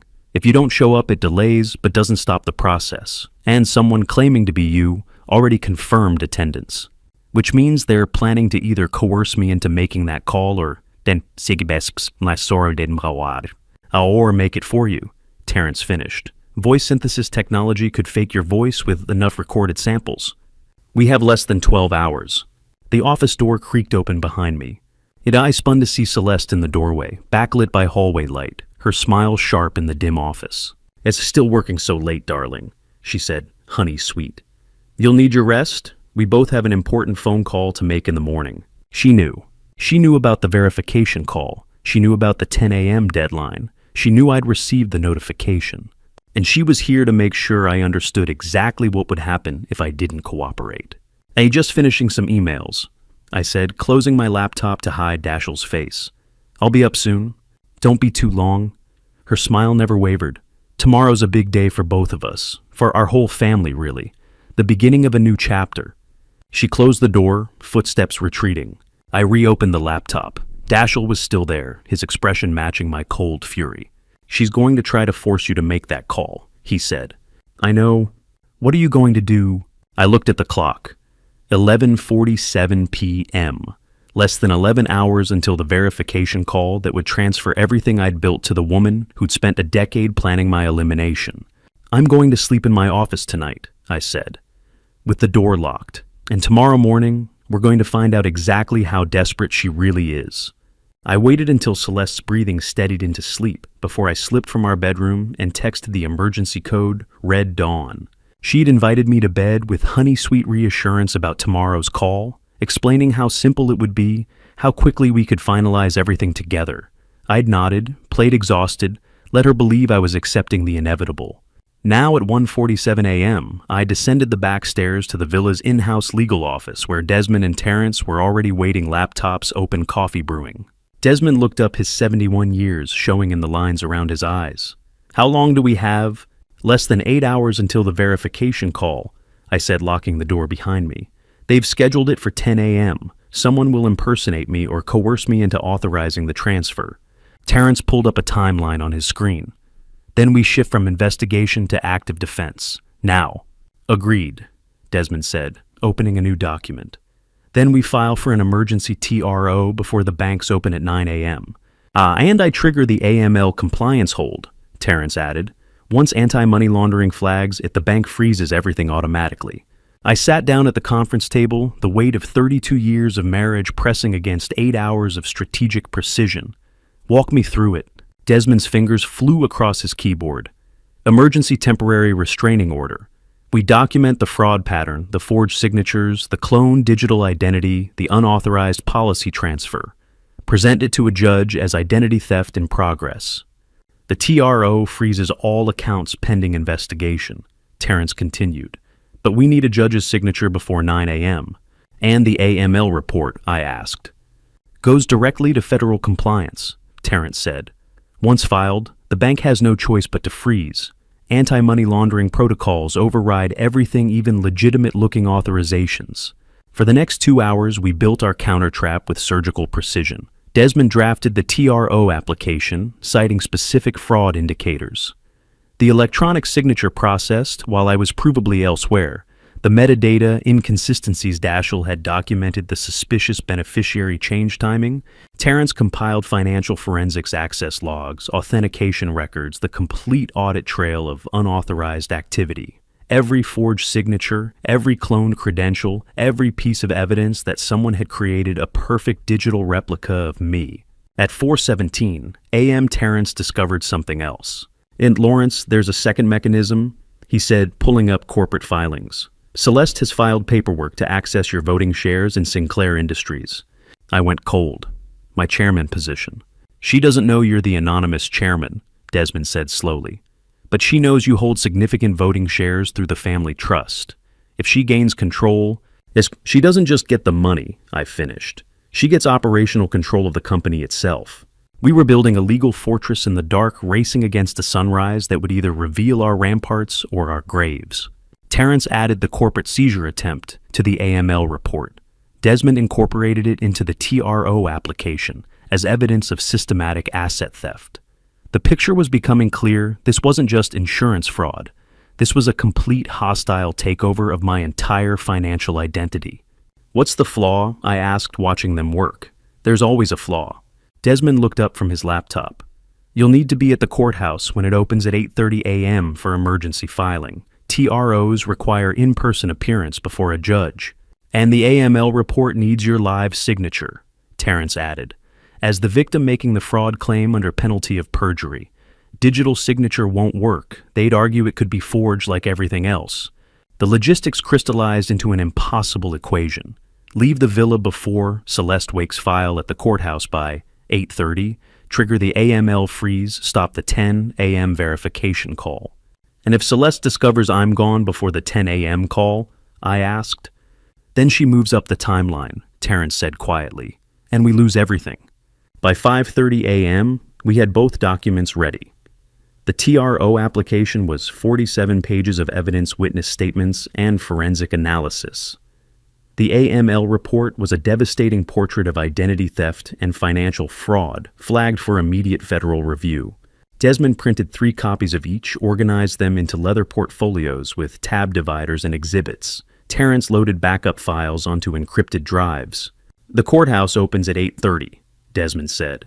"Emergency filings go to Judge Patricia Crane. She handles pre-bank opening injunctions." "How long will the hearing take?" I asked. 20 minutes if she's convinced, 2 hours if she's skeptical." I checked my phone. 5:42 a.m.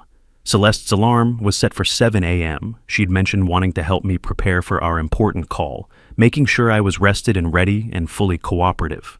How do you escape a prison when the warden sleeps in your bed and holds the only key? You leave before she wakes. You move in silence. You take nothing she can trace. "I'll leave at 6:45, I said. "Tell her I went for an early drive to clear my head before the call. Buy myself 90 minutes. "Will she believe that?" Terrence asked. "She'll have to," I said. "She needs me functional and cooperative for the 10 a.m. call. Pushing too hard risks making me genuinely unstable." Desmond was sealing the final documents into portfolios when we heard it. Footsteps on the stairs above us. Light certain descending. I checked my phone. 5:47 a.m. Celeste's voice called down, bright and alert, cutting through the early morning silence like a blade through silk. "That's Lawrence. Are you making coffee, darling? I couldn't sleep either, so excited about our big day. I handed Celeste her coffee with a smile that felt like broken glass in my mouth and lied about insomnia. Couldn't sleep, I said, gesturing to Desmond and Terrence, who'd positioned themselves to look like they'd just arrived. Called the team to go over some estate planning details. Thought I'd handle the boring parts before our important call. She accepted the coffee, studying my face with the careful attention of someone inventorying their assets. You should rest, darling. Big day ahead. I will, I promised, watching her retreat upstairs with the satisfied smile of someone who believed she had already won. The moment her bedroom door closed, Dashiell emerged from the service hallway, carrying 2 equipment cases. We have 90 minutes, I said. Maybe less. Then we move fast. We installed the first camera in the study at 6:34 a.m., a lens no larger than a shirt button, positioned in the bookshelf with a clear view of the desk where Celeste kept her laptop.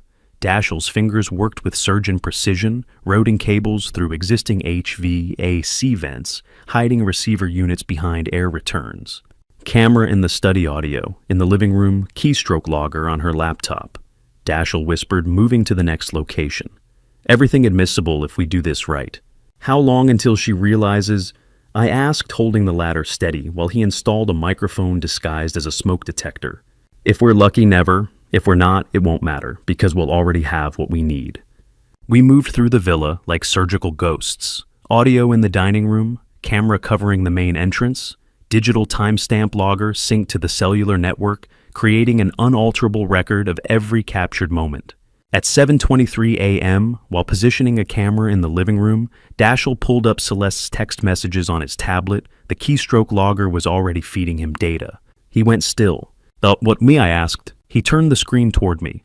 A message thread between Celeste and Celine, time-stamped 11:47 p.m. the previous night. Celeste, be here at 9:45. We need you present during the call. Celine, witness coverage. Das. Celeste. Exactly. Makes the authorization look consensual and willing. Lawrence surrounded by family, celebrating our anniversary, making sound financial decisions together. They'd planned it perfectly, or thought they had. A witness present to testify that I'd appeared competent, willing, fully aware of what I was authorizing. They're documenting their own fraud, Dashiell said quietly. They just don't know we're documenting it. By 8 a.m., we had 7 cameras, operational 11 audio feeds, and complete digital surveillance of Celeste's devices. Every room where the conspiracy might unfold was now a recorded stage. I found Celeste in our bedroom, already dressed in an elegant cream dress, applying makeup with the careful precision of someone preparing for an important performance. I've been thinking, I said, using the soft tone of a man seeking forgiveness. I know I've been difficult lately. I want to make today special. Our anniversary deserves celebrating. She turned, surprise flickering across her face before smoothing into pleased satisfaction. What did you have in mind? An intimate gathering, here at the villa, just the important people in our lives.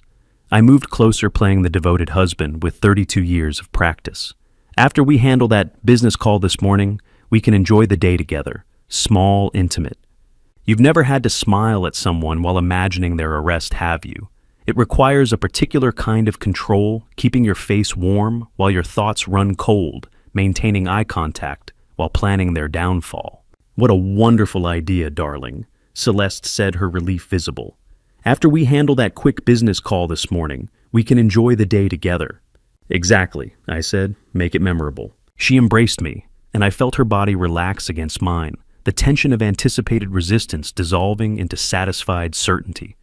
She believed I was capitulating, accepting, preparing to cooperate.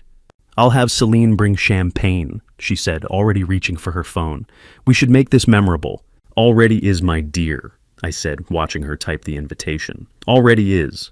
She never noticed Dashiell's tablet in my pocket, silently recording her keystrokes, capturing every word she sent to her co-conspirator. At 8:43 a.m., while Celeste made calls arranging catering and flowers, Dashiell appeared beside me in the hallway. Ah, cameras are live, he whispered. Every word, every move, we've got them.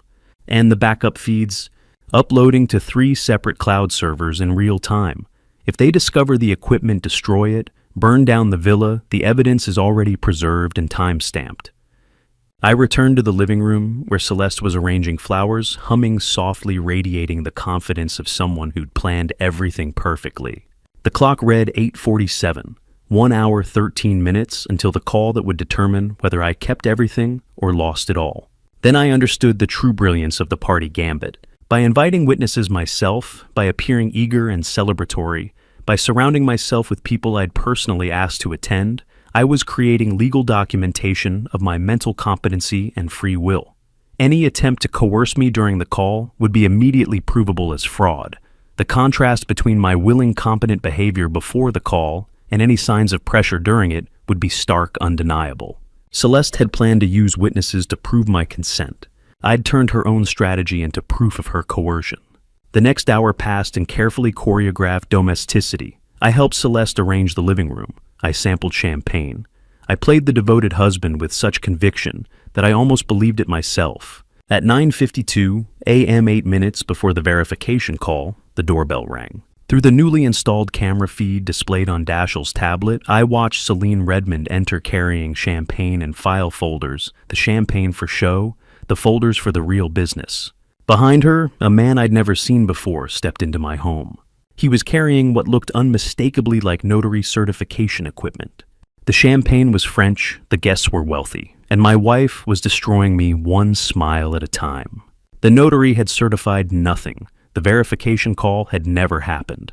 At 9:58 a.m., 2 minutes before the scheduled transfer authorization, Teresa Henderson had phoned with unexpected news the policy had been flagged for regulatory review, all changes frozen pending investigation. Celeste's face had gone white, then carefully blank. Now, 12 hours later, she was performing damage control through celebration. 50 guests filled our Villa Terrace Palm Beach Elite Business Associates Society friends. String quartet playing Vivaldi. Catered hors d'oeuvres on silver trays. The anniversary party I'd proposed transformed by Celeste into a theatrical declaration of normalcy. 32 years with this wonderful man. Celeste announced, her arm around my waist, smile radiant. I'm the luckiest woman alive. A woman in diamonds. Gloria, something tech sector money, raised her glass. You two are relationship goals. How do you make it work? Says Grarsons. Simple. Celeste set her fingers tightening on my arm just slightly. I handle the complex business matters, and Lawrence makes everything else perfect. A true partnership. The guests murmured approval. I smiled like a man who had heard this compliment 1,000 times and never tired of it. From across the terrace, I caught Desmond Stafford's eye. My lawyer of 43 years stood near the fountain dressed in casual elegance, holding champagne, like any other family friend, enjoying an anniversary celebration. No one knew he was documenting every word, every gesture, every self-incriminating statement Celeste made about managing my affairs without authorization. In the study, Dashiell monitored surveillance feeds recording Celeste's performance in 4-camera high definition with synchronized audio. She was confessing to fraud and calling it love. Lawrence is so wonderfully uncomplicated. Celeste continued addressing a small cluster of admirers. While I'm negotiating 8-figure deals, he's perfecting his marinara sauce. It's charming, really. Soline appeared at her elbow, wine-flushed and confident. It's a gift having a partner who knows their strengths. Not everyone has the courage to embrace the domestic sphere. Exactly, Celeste agreed. Lawrence tried to understand one of my merger documents once. Poor dear got so overwhelmed I had to make him chamomile tea. Laughter rippled through the group, warm, indulgent, slightly pitying. It's wonderful how you protect him from all that stress, Celine said, her tone suggesting childcare rather than partnership. I maintained my tight smile.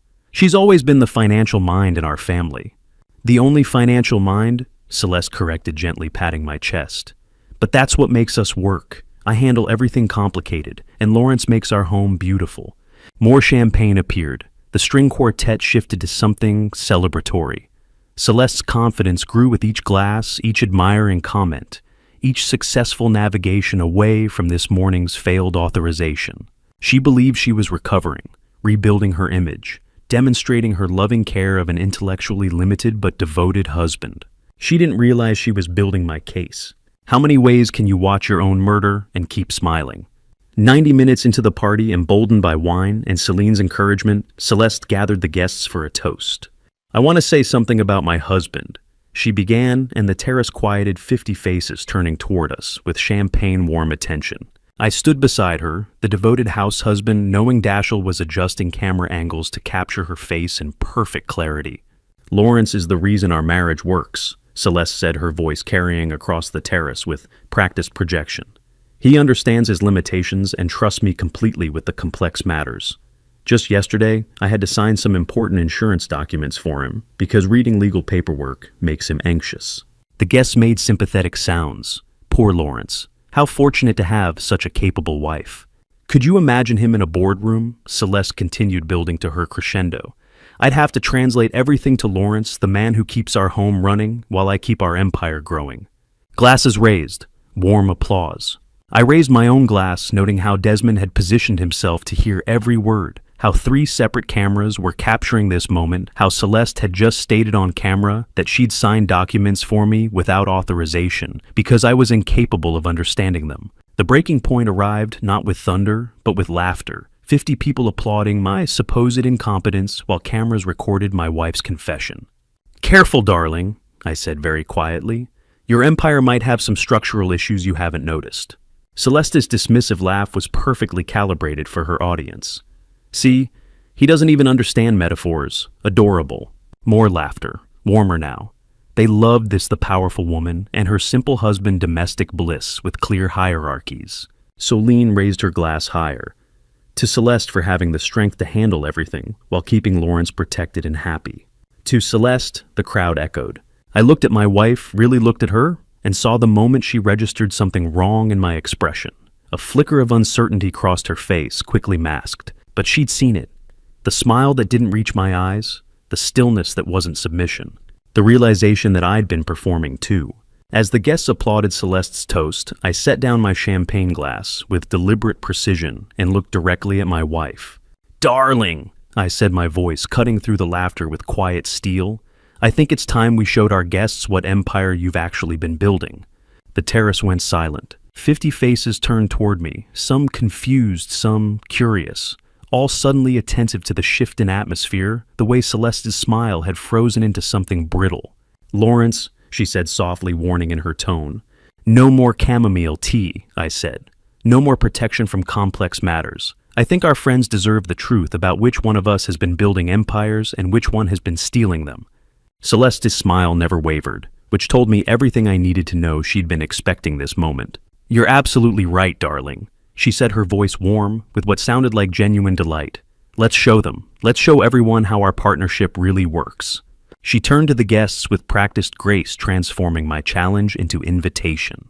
Yes, Lawrence has decided to take a more active role in our financial affairs, she announced, as if I'd just suggested redecorating the living room. Isn't that wonderful after all these years? He's ready to truly understand the empire we've built together. Applause rippled through the terrace. Warm, encouraging, completely misreading the temperature in the room. Celeste gestured to Solene, who moved forward with the fluid certainty of choreographed performance. From her elegant handbag too large for a simple party, I realized now she produced a leather portfolio. The authorization we discussed, Solene said, smoothly opening the portfolio to reveal a document. Just needs your signature to finalize everything. I recognized the letterhead immediately. First Palm Trust. But this wasn't the same document from the verification call that never happened. The formatting was different, the signature blocks rearranged. They'd modified it, simplified it, made it look less threatening, more routine, which meant Celeste had been carrying backup authorization papers to the party all along. This wasn't damage control. This was the plan. The verification call had been attempt 1. This public signing surrounded by witnesses who'd watched me be humiliated all evening, who'd seen me accept my place as the simple house husband. This was attempt 2. Just estate planning documents. Celeste explained to the guests, her tone suggesting boring but necessary adult responsibilities. Beneficiary adjustments we should have handled years ago. I've been managing everything alone for so long, it's time Lawrence took ownership too. A guest nearby, the tech sector woman in diamonds, whispered to her companion. What a beautiful moment of trust. Solene cleared a space on the nearest table, centering the document like a wedding contract. Someone produced an expensive fountain pen, the kind that probably cost more than most people's monthly salary. Celeste presented it to me with ceremony, her eyes meeting mine, with absolute confidence. "Just a signature, darling," she said softly. "Then we can enjoy the rest of our anniversary." The guests gathered closer, forming a semicircle around us. The string quartet had stopped playing. 50 wealthy faces watched with champagne-warm interest, witnessing what they believed was a touching moment of marital partnership. 50 people holding their breath makes no sound at all. I took the pen. The weight of it felt substantial, real. I positioned it over the signature line at the bottom of the page, my hand steady. Everyone leaned forward slightly, that unconscious movement of people watching something important happen, wanting to be close enough to say they'd seen it. "Oh, just a signature," I said, quietly, looking at the blank line waiting for my name. "That's all this is." "That's all," Celeste confirmed, her voice honey smooth. I held the pen there, point touching paper, but not pressing, not moving. The silence stretched. Someone coughed. A champagne glass clinked against a table. "Before I sign anything," I said, looking up at Celeste with perfect calm, "I want to hear the truth." Her smile tightened fractionally. "I just explained—" "No," I interrupted gently. "Tell these people what you're really asking me to authorize." "Estate planning," she repeated, strain creeping into her voice now. "Beneficiary adjustments, standard financial instruments." "Tell them," I said louder now, clear enough for everyone to hear, "what happens to the life insurance policy when I sign this." The atmosphere shifted. Guests exchanged glances. The word insurance carried different weight than estate planning. "It's all part of the same portfolio," Celeste said, recovering smoothly. "Everything interconnected, darling. You know how these things work." "I do," I agreed, "which is why I want you to tell everyone here in specific terms what this document authorizes." Solene moved closer to Celeste, her body language protective. The pen felt like a loaded gun, deadly only if I pulled the trigger. She'd been aiming at my own head. "The document," Celeste said carefully, "transfers certain beneficiary designations to more appropriate parties. Standard estate planning to ensure assets are properly allocated in the event of Yastrend, Yaribom. In the event of my death, I finished. Yes, now tell them how much." Her pause lasted 3 seconds too long. "Celeste," I prompted, my voice still calm, still reasonable. "Tell our friends what happens to the policy when I sign this. The dollar amount, specific numbers." "There's various instruments," she began, but I could see her calculating, trying to find the path that didn't require saying it out loud, not here, not in front of 50 witnesses. "No," I said, setting the pen down with deliberate precision. "Tell them what happens to the $100 million life insurance policy when I sign this document." The terrace erupted in confused murmurs. $100 million. The words hung in the warm evening air like smoke from a fired weapon. Guests who had been smiling moments ago now looked uncertain, confused, starting to realize they weren't witnessing a touching moment of partnership, but something else entirely. Something darker. Celeste's face went rigid, the perfect hostess mask cracking down the middle like fine porcelain under pressure. "Lawrence," she said, her voice low and dangerous. "Just transparency, darling," I said, echoing her earlier tone. "You said we should show them how our partnership works." Solene stepped forward, her voice cutting clear through the confused murmurs. "Perhaps we should discuss this privately, Mrs. Sinclair," she said, her eyes fixed on me with undisguised threat. "Before Lawrence says something he'll regret." I set the pen down deliberately and said the words that would end my marriage in front of 50 witnesses. "And no, Celine, we'll discuss it right here." Celeste's face went through several calculations in the space of a heartbeat. I could see her weighing options: retreat, with dignity escalate the confrontation, or destroy me so completely that no one would believe anything I said. She chose annihilation. "Fine," she said, her voice hardening into something I'd heard her use in boardrooms. "Let's be honest then. Let's tell everyone the truth about our marriage." She turned to address the guests, directly transforming into the powerful executive they all knew. "You've lived in my home, spent my money, enjoyed my success for 3 decades. She said, each word precisely aimed. "And this is how you repay me, with paranoid accusations about simple estate planning." Murmurs from the crowd, some sympathetic to her, some uncertain. "I've supported you," she continued, warming to her performance. "Given you everything, a beautiful home, financial security status in Palm Beach society. You contribute nothing but domestic maintenance while I build empires." Solene moved to stand beside her, a show of solidarity. And now, when I try to formalize our partnership properly, when I try to give you real ownership of what we've built together, you accuse me of what exactly theft of my own assets. She laughed, but it sounded like breaking glass. Nothing has been free here, Lawrence, she said, her voice dropping to something colder. Everything you have, I gave you. Everything you are, I made you. Several guests nodded. This narrative made sense to them, the powerful woman, and her kept husband ungrateful and paranoid. The safe combination in your office, Celeste continued, gesturing dismissively. The one you thought was so secret, I've known it for years. How else could I manage our financial affairs when you're clearly incapable? Oh, she stopped, realizing what she'd just admitted. I'd never given her that combination. Never once in 32 years. Which meant she'd watch me open it, memorize the numbers, access my private documents without permission. The guests who understood what that meant shifted uncomfortably. Perhaps we should call Dr. Morrison, Celine interjected quickly. Lawrence has been under considerable stress lately. These kinds of paranoid delusions. You're right, Celeste, I interrupted, my voice calm and clear. Nothing is free. Let me show our guests what you've been purchasing with my identity. I pulled out my phone, thumbed to the photo gallery Dashiell had prepared. This is my wife and her executive assistant at the Breakers Hotel, November 18th, I said, holding up the screen so nearby guests could see. Business meeting, I assume. The photo showed Celeste and Celine on a hotel balcony, champagne glasses, raised bodies angled toward each other with unmistakable intimacy. Celine's hand rested on Celeste's shoulder. Their faces were close, laughing. Gasps rippled through the crowd. Have you ever watched someone realize their entire social position is disintegrating in real time? It starts with the eyes, a widening, a sudden clarity, then the mouth opening slightly. Finally, the body leaning back as if the truth itself has physical force. I swiped to the next image.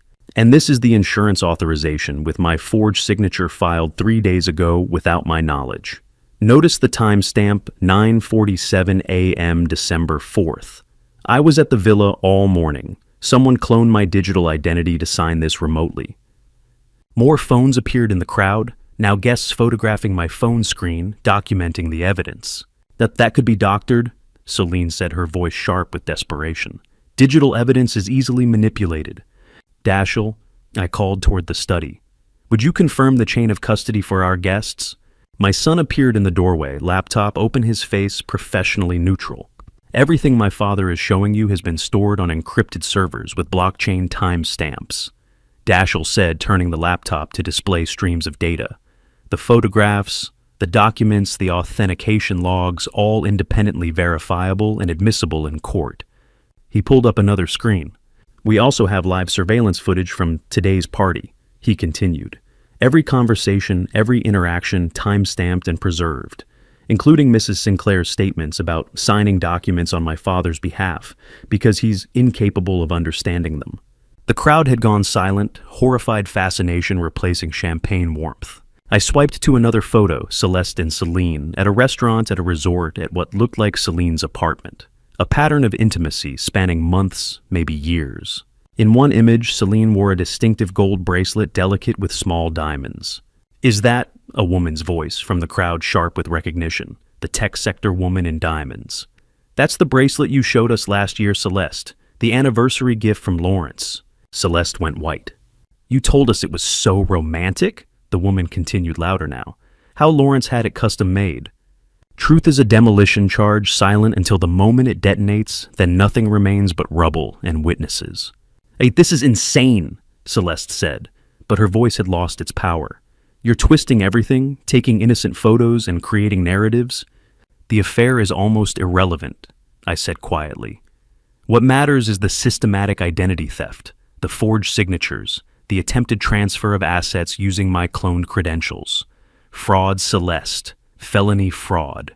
Guests were backing away now, creating distance, already calculating how to position themselves in the scandal that was clearly about to explode across Palm Beach society. As guests crowded closer to see the evidence on my phone, Celeste's champagne glass shattered on the terrace stones.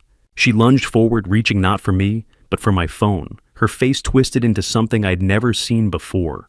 All pretense abandoned, nothing left but raw desperation and rage. You have no idea what you've just done, she hissed, her fingers clawing toward the device that held her destruction.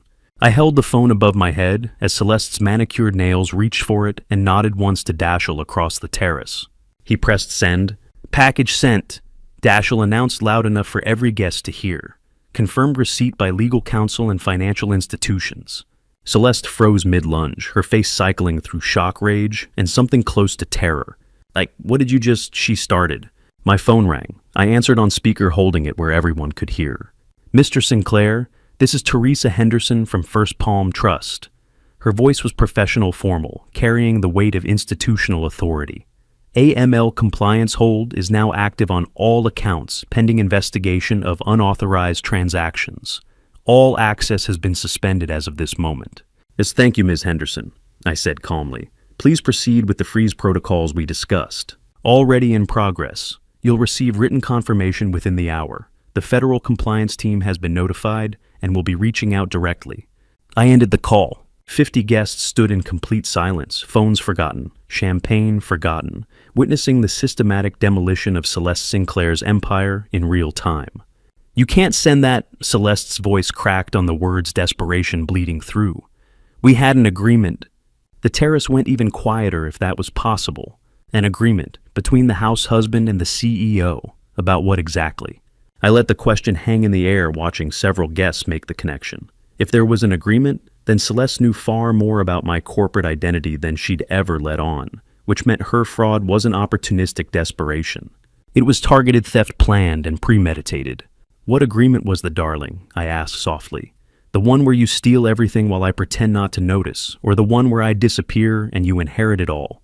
She opened her mouth, closed it, calculating too late that every word was being recorded, documented, witnessed. I turned to address the guest directly. Let me correct a misconception, I said, my voice carrying clearly across the terrace. The empire Celeste mentioned, I built it. The corporate holdings she manages, I own them. The anonymous chairman she reports to.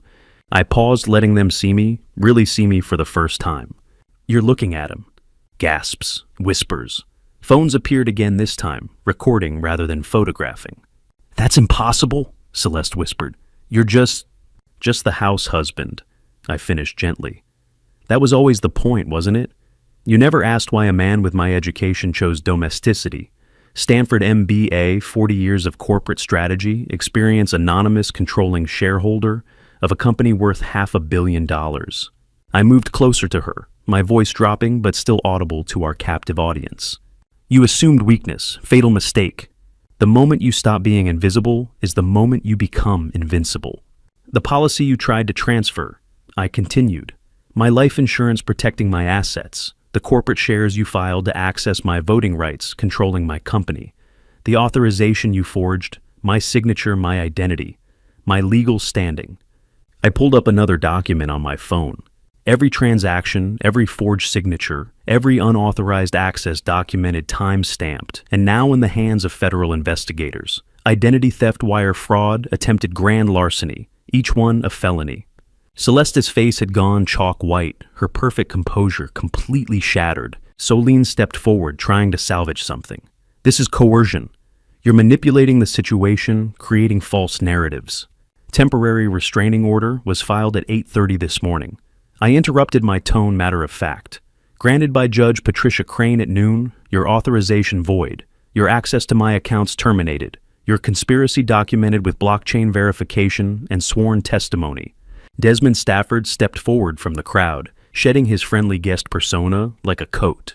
Mr. Sinclair, he said formally, as your attorney of record, I confirm all filings are complete and recorded with the Palm Beach County courts. The emergency injunction is in full effect. Several guests backed away further, realizing they'd been witnesses not to an anniversary celebration, but to a carefully orchestrated legal trap. You know what's louder than 50 people gasping? 50 people understanding they've witnessed a perfect trap. The beautiful part, I said, looking directly at Celeste, is that you helped me build the case. Every humiliating comment tonight about signing documents for me, managing my affairs without authorization, treating me as mentally incompetent, all recorded, all admissible, all proving fraudulent intent. I gestured to the villa behind us, the mansion glowing with warm light against the evening sky. This house you've been hosting parties in for 32 years. Title is solely in my name, held in the anonymous trust you never bothered to investigate. The cars in the garage, the art on the walls, the furniture you're so proud of, all mine. Celeste swayed slightly, grabbing Celine's arm for support. You've been the guest all along, I said quietly. Not the other way around. The full scope of it hit her visibly, the money she'd spent, the status she'd claimed, the empire she'd managed but never owned. All of it built on my assets, my wealth, my carefully constructed anonymity. So tell me, my dear wife, I said, my voice carrying to every corner of the silent terrace. Did you want me to disappear for the money, or because I've been silent too long? Celeste's face drained of all color as the magnitude crashed down. She turned to Celine, whose hand was already moving toward her phone. Celine, she whispered, desperate. Call Marcus. Call him now. I smiled. Marcus Holloway. Your litigation specialist. I let the pause extend, watching hope flicker in her eyes before I extinguished it. I'm afraid he's been disbarred as of this afternoon. Shall I explain why? The silence after I mentioned Marcus's disbarment lasted exactly 3 heartbeats before Celeste understood she was completely alone. Marcus authenticated documents he knew were forged. I said, my voice carrying clearly across the terrace.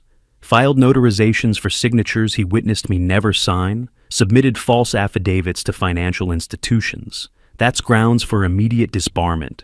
Celeste turned to Celine, her face a mask of disbelief. You said Marcus could protect us. You said he had everything covered.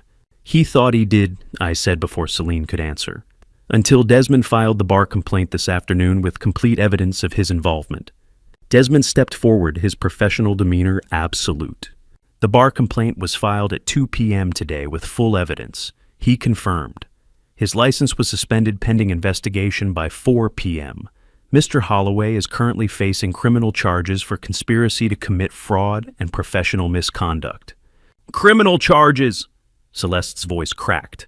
He was paid $250,000, I said, watching her face. Wire transfer from an offshore account you control dated November 12th. Payment for legal services rendered specifically providing professional cover for identity theft and financial fraud. The number hit the guests like a physical blow. $250,000. This wasn't impulsive crime. This was calculated finance, professionally orchestrated theft. That's not I never. Celeste started, but the words died as she realized every denial was another lie captured by surveillance, witnessed by 50 people, documented for prosecution. My phone rang again. I answered on speaker. Mr. Sinclair, this is Teresa Henderson from First Palm Trust. Her voice was formal, final. First Palm Trust has placed a comprehensive hold on all accounts associated with the flagged authorization. Federal banking investigators will contact you within 48 hours. And the insurance policy beneficiary change, I asked. Avoid pending investigation. All previous beneficiary designations remain in effect. Any new changes require in-person verification with 2 forms of government identification and legal counsel present. Additionally, any transactions over $50,000 now require dual authentication and supervisory approval. Thank you, Ms. Henderson. The bank is cooperating fully with all federal and state investigators. You should expect contact from the FBI Financial Crimes Division within the week. FBI. The word rippled through the crowd like electricity. I ended the call and looked at Celeste. Her perfect composure had completely shattered. Mascara streaked her cheeks. Her hands trembled. Watching an empire collapse is like watching a building demolition. It happens in seconds, but you can see the precise moment the support beams fail. The 32 years, she whispered, her voice breaking. 32 years I've built this life, and you're destroying it in one evening. You destroyed it, I corrected gently. I'm just making sure everyone sees the rubble. Celine had been silent through the bank notification, her face calculating, running through options with visible desperation. Then she made her choice. She stepped away from Celeste, physically moved 3 feet to the side, creating visible distance between them. Mr. Sinclair? She said, her voice steady and professional. I need to make something clear. I was following Mrs. Sinclair's explicit instructions as her employee. I had no idea she was forging your signature or committing fraud. Celeste's head snapped toward her. Celine, what are you? She told me the authorizations were legitimate. Celine continued speaking directly to me and ignoring Celeste completely. That you'd given verbal permission but were too busy with domestic matters to handle the paperwork yourself. That's a lie. Celeste's voice rose desperate. We planned this together. You said, I have no knowledge of any plan. Celine said, her tone flat emotionless. I was an employee following what I believed were legitimate instructions from my employer. She turned to Desmond. I'm willing to provide full testimony regarding Mrs. Sinclair's instructions and actions, she said. I believe I have rights to immunity as a cooperating witness. Desmond's expression didn't change. That would be a matter for the prosecutor's office, but cooperation is typically viewed favorably. Have you ever seen someone realize their lover was never actually on their side? Celeste stared at Celine with absolute devastation, not just betrayal, but the sudden understanding that everything between them had been tactical, strategic, self-preserving, rather than genuine. You're lying, Celeste said, her voice small, now pleading. Celine, tell them the truth. Tell them we were together. Tell them... Together? Celine's laugh was cold. Mrs. Sinclair, I think your stress has caused some confused thinking. Our relationship was strictly professional. Any personal friendship you imagined was wishful thinking on your part. She reached into her handbag and pulled out a manila folder, handing it to Desmond with practiced efficiency. Email documentation of Mrs. Sinclair's explicit instructions, Celine said. Dated back 6 months, also recordings of conversations where she detailed the authorization process and instructed me to facilitate document signatures. The folder exchanged hands. Celeste went white. You recorded me. I document all business conversations with supervisors, Celine said smoothly. Standard professional practice to protect myself from liability. It's fortunate I did given the circumstances. She'd been documenting everything, for months, building her exit strategy while Celeste believed they were building a future together. The ultimate betrayal wrapped in the language of professional self-preservation. You told me you loved me, Celeste whispered. I told you what you wanted to hear, Celine corrected. You were my employer and my ticket to financial security, nothing more. As Celine handed her evidence folder to Desmond, Celeste lunged at her, not with violence, but with desperation, grabbing her arm. You can't, Celeste whispered, tears streaming freely now. Celine, please. I love you. Celine looked at her with complete indifference, pulled her arm free with casual ease, and said the words that finished the demolition. Love doesn't pay legal fees, darling. The first thing Celeste did the next morning was try her credit card at the coffee shop, and the word declined echoed louder than the espresso machine. I knew because Dashiell's surveillance team was still active, documenting her movements for the investigation. She'd left the villa at dawn, slept somewhere else, maybe a hotel, maybe Celine's apartment, before realizing that door was permanently closed. She returned to the villa at 8:47 a.m., her face drawn still, wearing yesterday's clothes. My cards don't work, she said, finding me in the study. Her voice was frantic, disbelieving. My email is locked. The office security wouldn't let me in. What did you do? I removed fraud risks from company systems, I said calmly, not looking up from the documents Desmond had delivered that morning. Standard security protocol when internal theft is detected. You can't just... She stopped, breathing hard. I built that company with you. You managed a company I own, I corrected. Past tense. Your employment was terminated by unanimous board vote at 7 a.m. this morning. She tried her phone, stabbing at the screen with trembling fingers. Email access denied. Corporate portal locked. Company credit cards canceled. Then she tried something else, her personal banking app. The one connected to accounts she thought were hers, separate from the company independent wealth she'd accumulated over 3 decades. The balance showed 0. That's my money, she whispered. It was company compensation, I said, funded through corporate accounts. When those accounts were frozen, pending fraud investigation, all derivative transactions were suspended as well. She looked up at me, and I saw the moment she understood. Even her supposedly independent wealth had never actually been hers. It was all connected to the empire I owned, the company I controlled, the anonymous chairman position she'd never bothered to investigate. She'd built her life on my foundation and never realized she was standing on sand. This is insane, she said, her voice rising. You're overreacting. Yes, I made mistakes, but we can fix this quietly. I'll return everything. We'll restructure the accounts properly. No one needs to know. The 50 people know, I interrupted. Plus the bank, the federal investigators, the bar association, and the corporate board. It's not a secret anymore, Celeste. It's a documented crime. She switched tactics, her face softening into something meant to be appealing. 32 years, she said, moving closer. We've been married for 32 years. That has to count for something. You can't just throw away everything we built together over a misunderstanding. A misunderstanding worth $100 million, I said. Plus identity theft, wire fraud, and conspiracy. Those aren't misunderstandings. They're felonies. The exact moment someone realizes they have nothing left sounds like silence. She stood there, mouth open, no words coming out, as the full scope of her situation crystallized. Then the rage came. "I'll destroy you," she hissed. "I'll tell everyone who you really are. I'll expose the chairman identity. I'll make sure every business partner, every investor, every media outlet knows you've been hiding behind anonymity for decades. You'll lose everything too." I looked at her with something close to pity. "That's the 50 witnesses from last night already know," I said. "It's no longer a secret, just a fact. And threatening to expose information that's already public only makes you look more desperate." The study door opened. Desmond entered carrying a leather portfolio, his expression professionally neutral. "Mrs. Sinclair," he said formally, "any further threats constitute witness intimidation. I'm documenting this conversation, and any additional attempts at coercion will be included in the criminal referral." Celeste's face went white. Desmond opened the portfolio on my desk, spreading documents across the mahogany surface. "A civil complaint filed this morning with Palm Beach County courts," he said, pointing to the first document.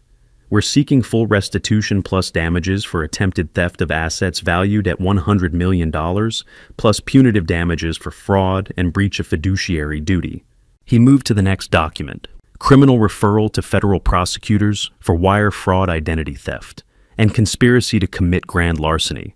The FBI Financial Crimes Division has confirmed they're opening a formal investigation. Terrence entered behind him, carrying his own folder of financial forensics.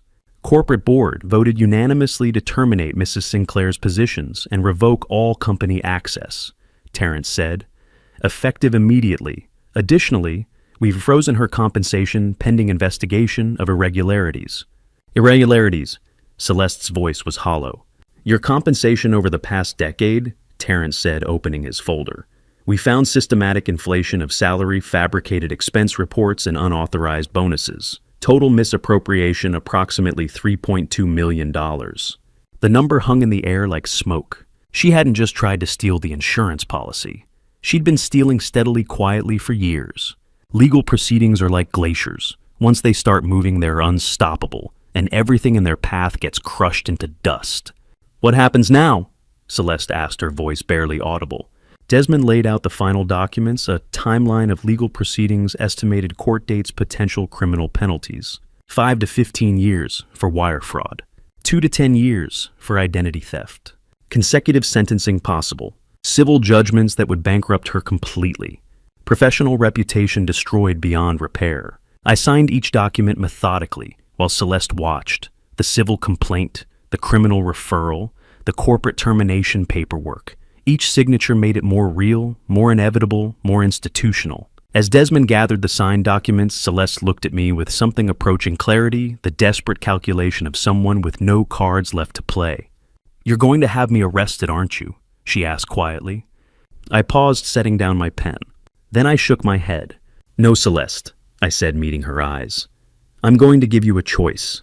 The choice I offered Celeste wasn't mercy. It was the difference between justice and cruelty, and I'd spent too long being silent to become cruel now. You can walk away from this with your freedom, I said, gesturing for her to sit. She remained standing, swaying slightly. No criminal record, a chance to rebuild somewhere else. But you sign everything, you leave quietly, and you never contact me again. Desmond placed a document packet on the desk between us. Settlement agreement, divorce petition, financial restitution plan. The terms are specific, I continued. Immediate divorce, no alimony, no claims on any assets. You repay the $3.2 million in embezzled funds over 10 years through automatic payroll deduction from whatever employment you secure. You sign a full confession for the civil case admitting all fraud allegations, and you disappear. Celeste's voice came out hollow. And if I refuse? Desmond answered before I could. As federal prosecutors are waiting for Mr. Sinclair's decision, he said evenly. Wire fraud across state lines carries 20 years maximum. Identity theft adds another 15. Conspiracy to commit grand larceny is 5 to 25 years. Sentences can run consecutively. The numbers settled over her like snow, accumulating until the weight becomes unbearable.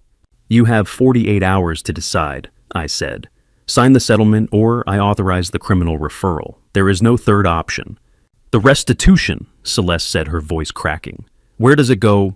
To the employees whose pension contributions you embezzled over the years, I said, watching her face.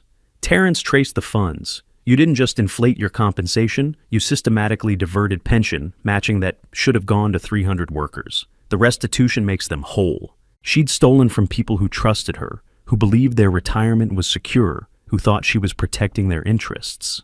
She closed her eyes. At 48 hours, I repeated. She left without another word, and I listened to her footsteps recede down the marble hallway. Desmond gathered the unsigned documents, his expression thoughtful. You have every legal and moral right to pursue maximum criminal penalties, he said. Why show restraint? Oh, I moved to the window, looking out over the villa grounds where 50 witnesses had watched my marriage end 2 nights ago. Because 300 employees shouldn't read about their company in a fraud scandal, I said. Because I spent 32 years building something, and I won't let her destroy it on the way out. Because justice doesn't require humiliation to be real. When did we decide that justice requires cruelty to be real? The truth is documented, I continued. The assets are protected. The victims will be compensated. Sending her to prison for 20 years doesn't add anything except my own satisfaction, and I've never been interested in that kind of satisfaction. Desmond was quiet for a long moment. You're a better man than most would be in your position, he said finally. I'm just tired of being invisible for the wrong reasons, I replied. I was silent to protect what I built. Now I'm choosing not to destroy for the same reason. That evening, Dashiell found me on the villa terrace watching the sun paint the Atlantic in shades of amber and rose. He sat in the chair beside me, 2 glasses of scotch in hand, and passed me one without speaking. We sat in comfortable silence for several minutes, father and son, watching the day end. You could have ruined her completely, Dashiell said finally. Made her a national scandal, federal trial media circus complete destruction. Why didn't you? I considered the question swirling the scotch in my glass. Because I didn't spend 3 decades building a life to throw it away on revenge, I said. The truth is enough. It always is. Even when the truth leaves her free. She's not free, I said quietly. She'll spend 10 years repaying stolen money, living with the knowledge that everyone who matters knows what she did. Her career is over. Her reputation is destroyed. Her lover betrayed her. And she has to live with all of that while I move on. Revenge is a fire that burns everything, including the hand holding the match. Truth is the light that just shows what was always there. That seems harder than prison, Dashiell observed. It is, I agreed. Prison has a release date. This doesn't. We watched a pelican dive into the waves, emerging with silver fish flashing in its beak. You know why I stayed anonymous all these years? I asked. Dashiell looked at me, curious. I assumed it was about control, privacy, protection from people like Celeste. Partially, I admit it, but mostly it was about you. Me. I wanted you to have the choice, I said. To inherit the empire on your own terms, free from the burden of expectation. If everyone knew I was the chairman from the beginning, you'd have grown up as the heir apparent. Every decision you made would have been measured against that inheritance. I met his eyes. The invisibility was always about protecting your freedom, I said, so you could become whoever you wanted to be before you had to decide whether to become me. Dashiell was quiet, processing. Thank you, he said finally, his voice thick, for giving me that. Remember this, Dashiell, I said, placing my hand on his shoulder. You don't need to get your hands dirty. Keep the truth clean. That's the legacy. We sat together as the sun touched the horizon, the sky burning gold and crimson. What happens now? Dashiell asked. With you, I mean, now that everyone knows who you are. I smiled because I'd been thinking about that question for 2 days, turning it over in my mind like a stone that might reveal something precious underneath.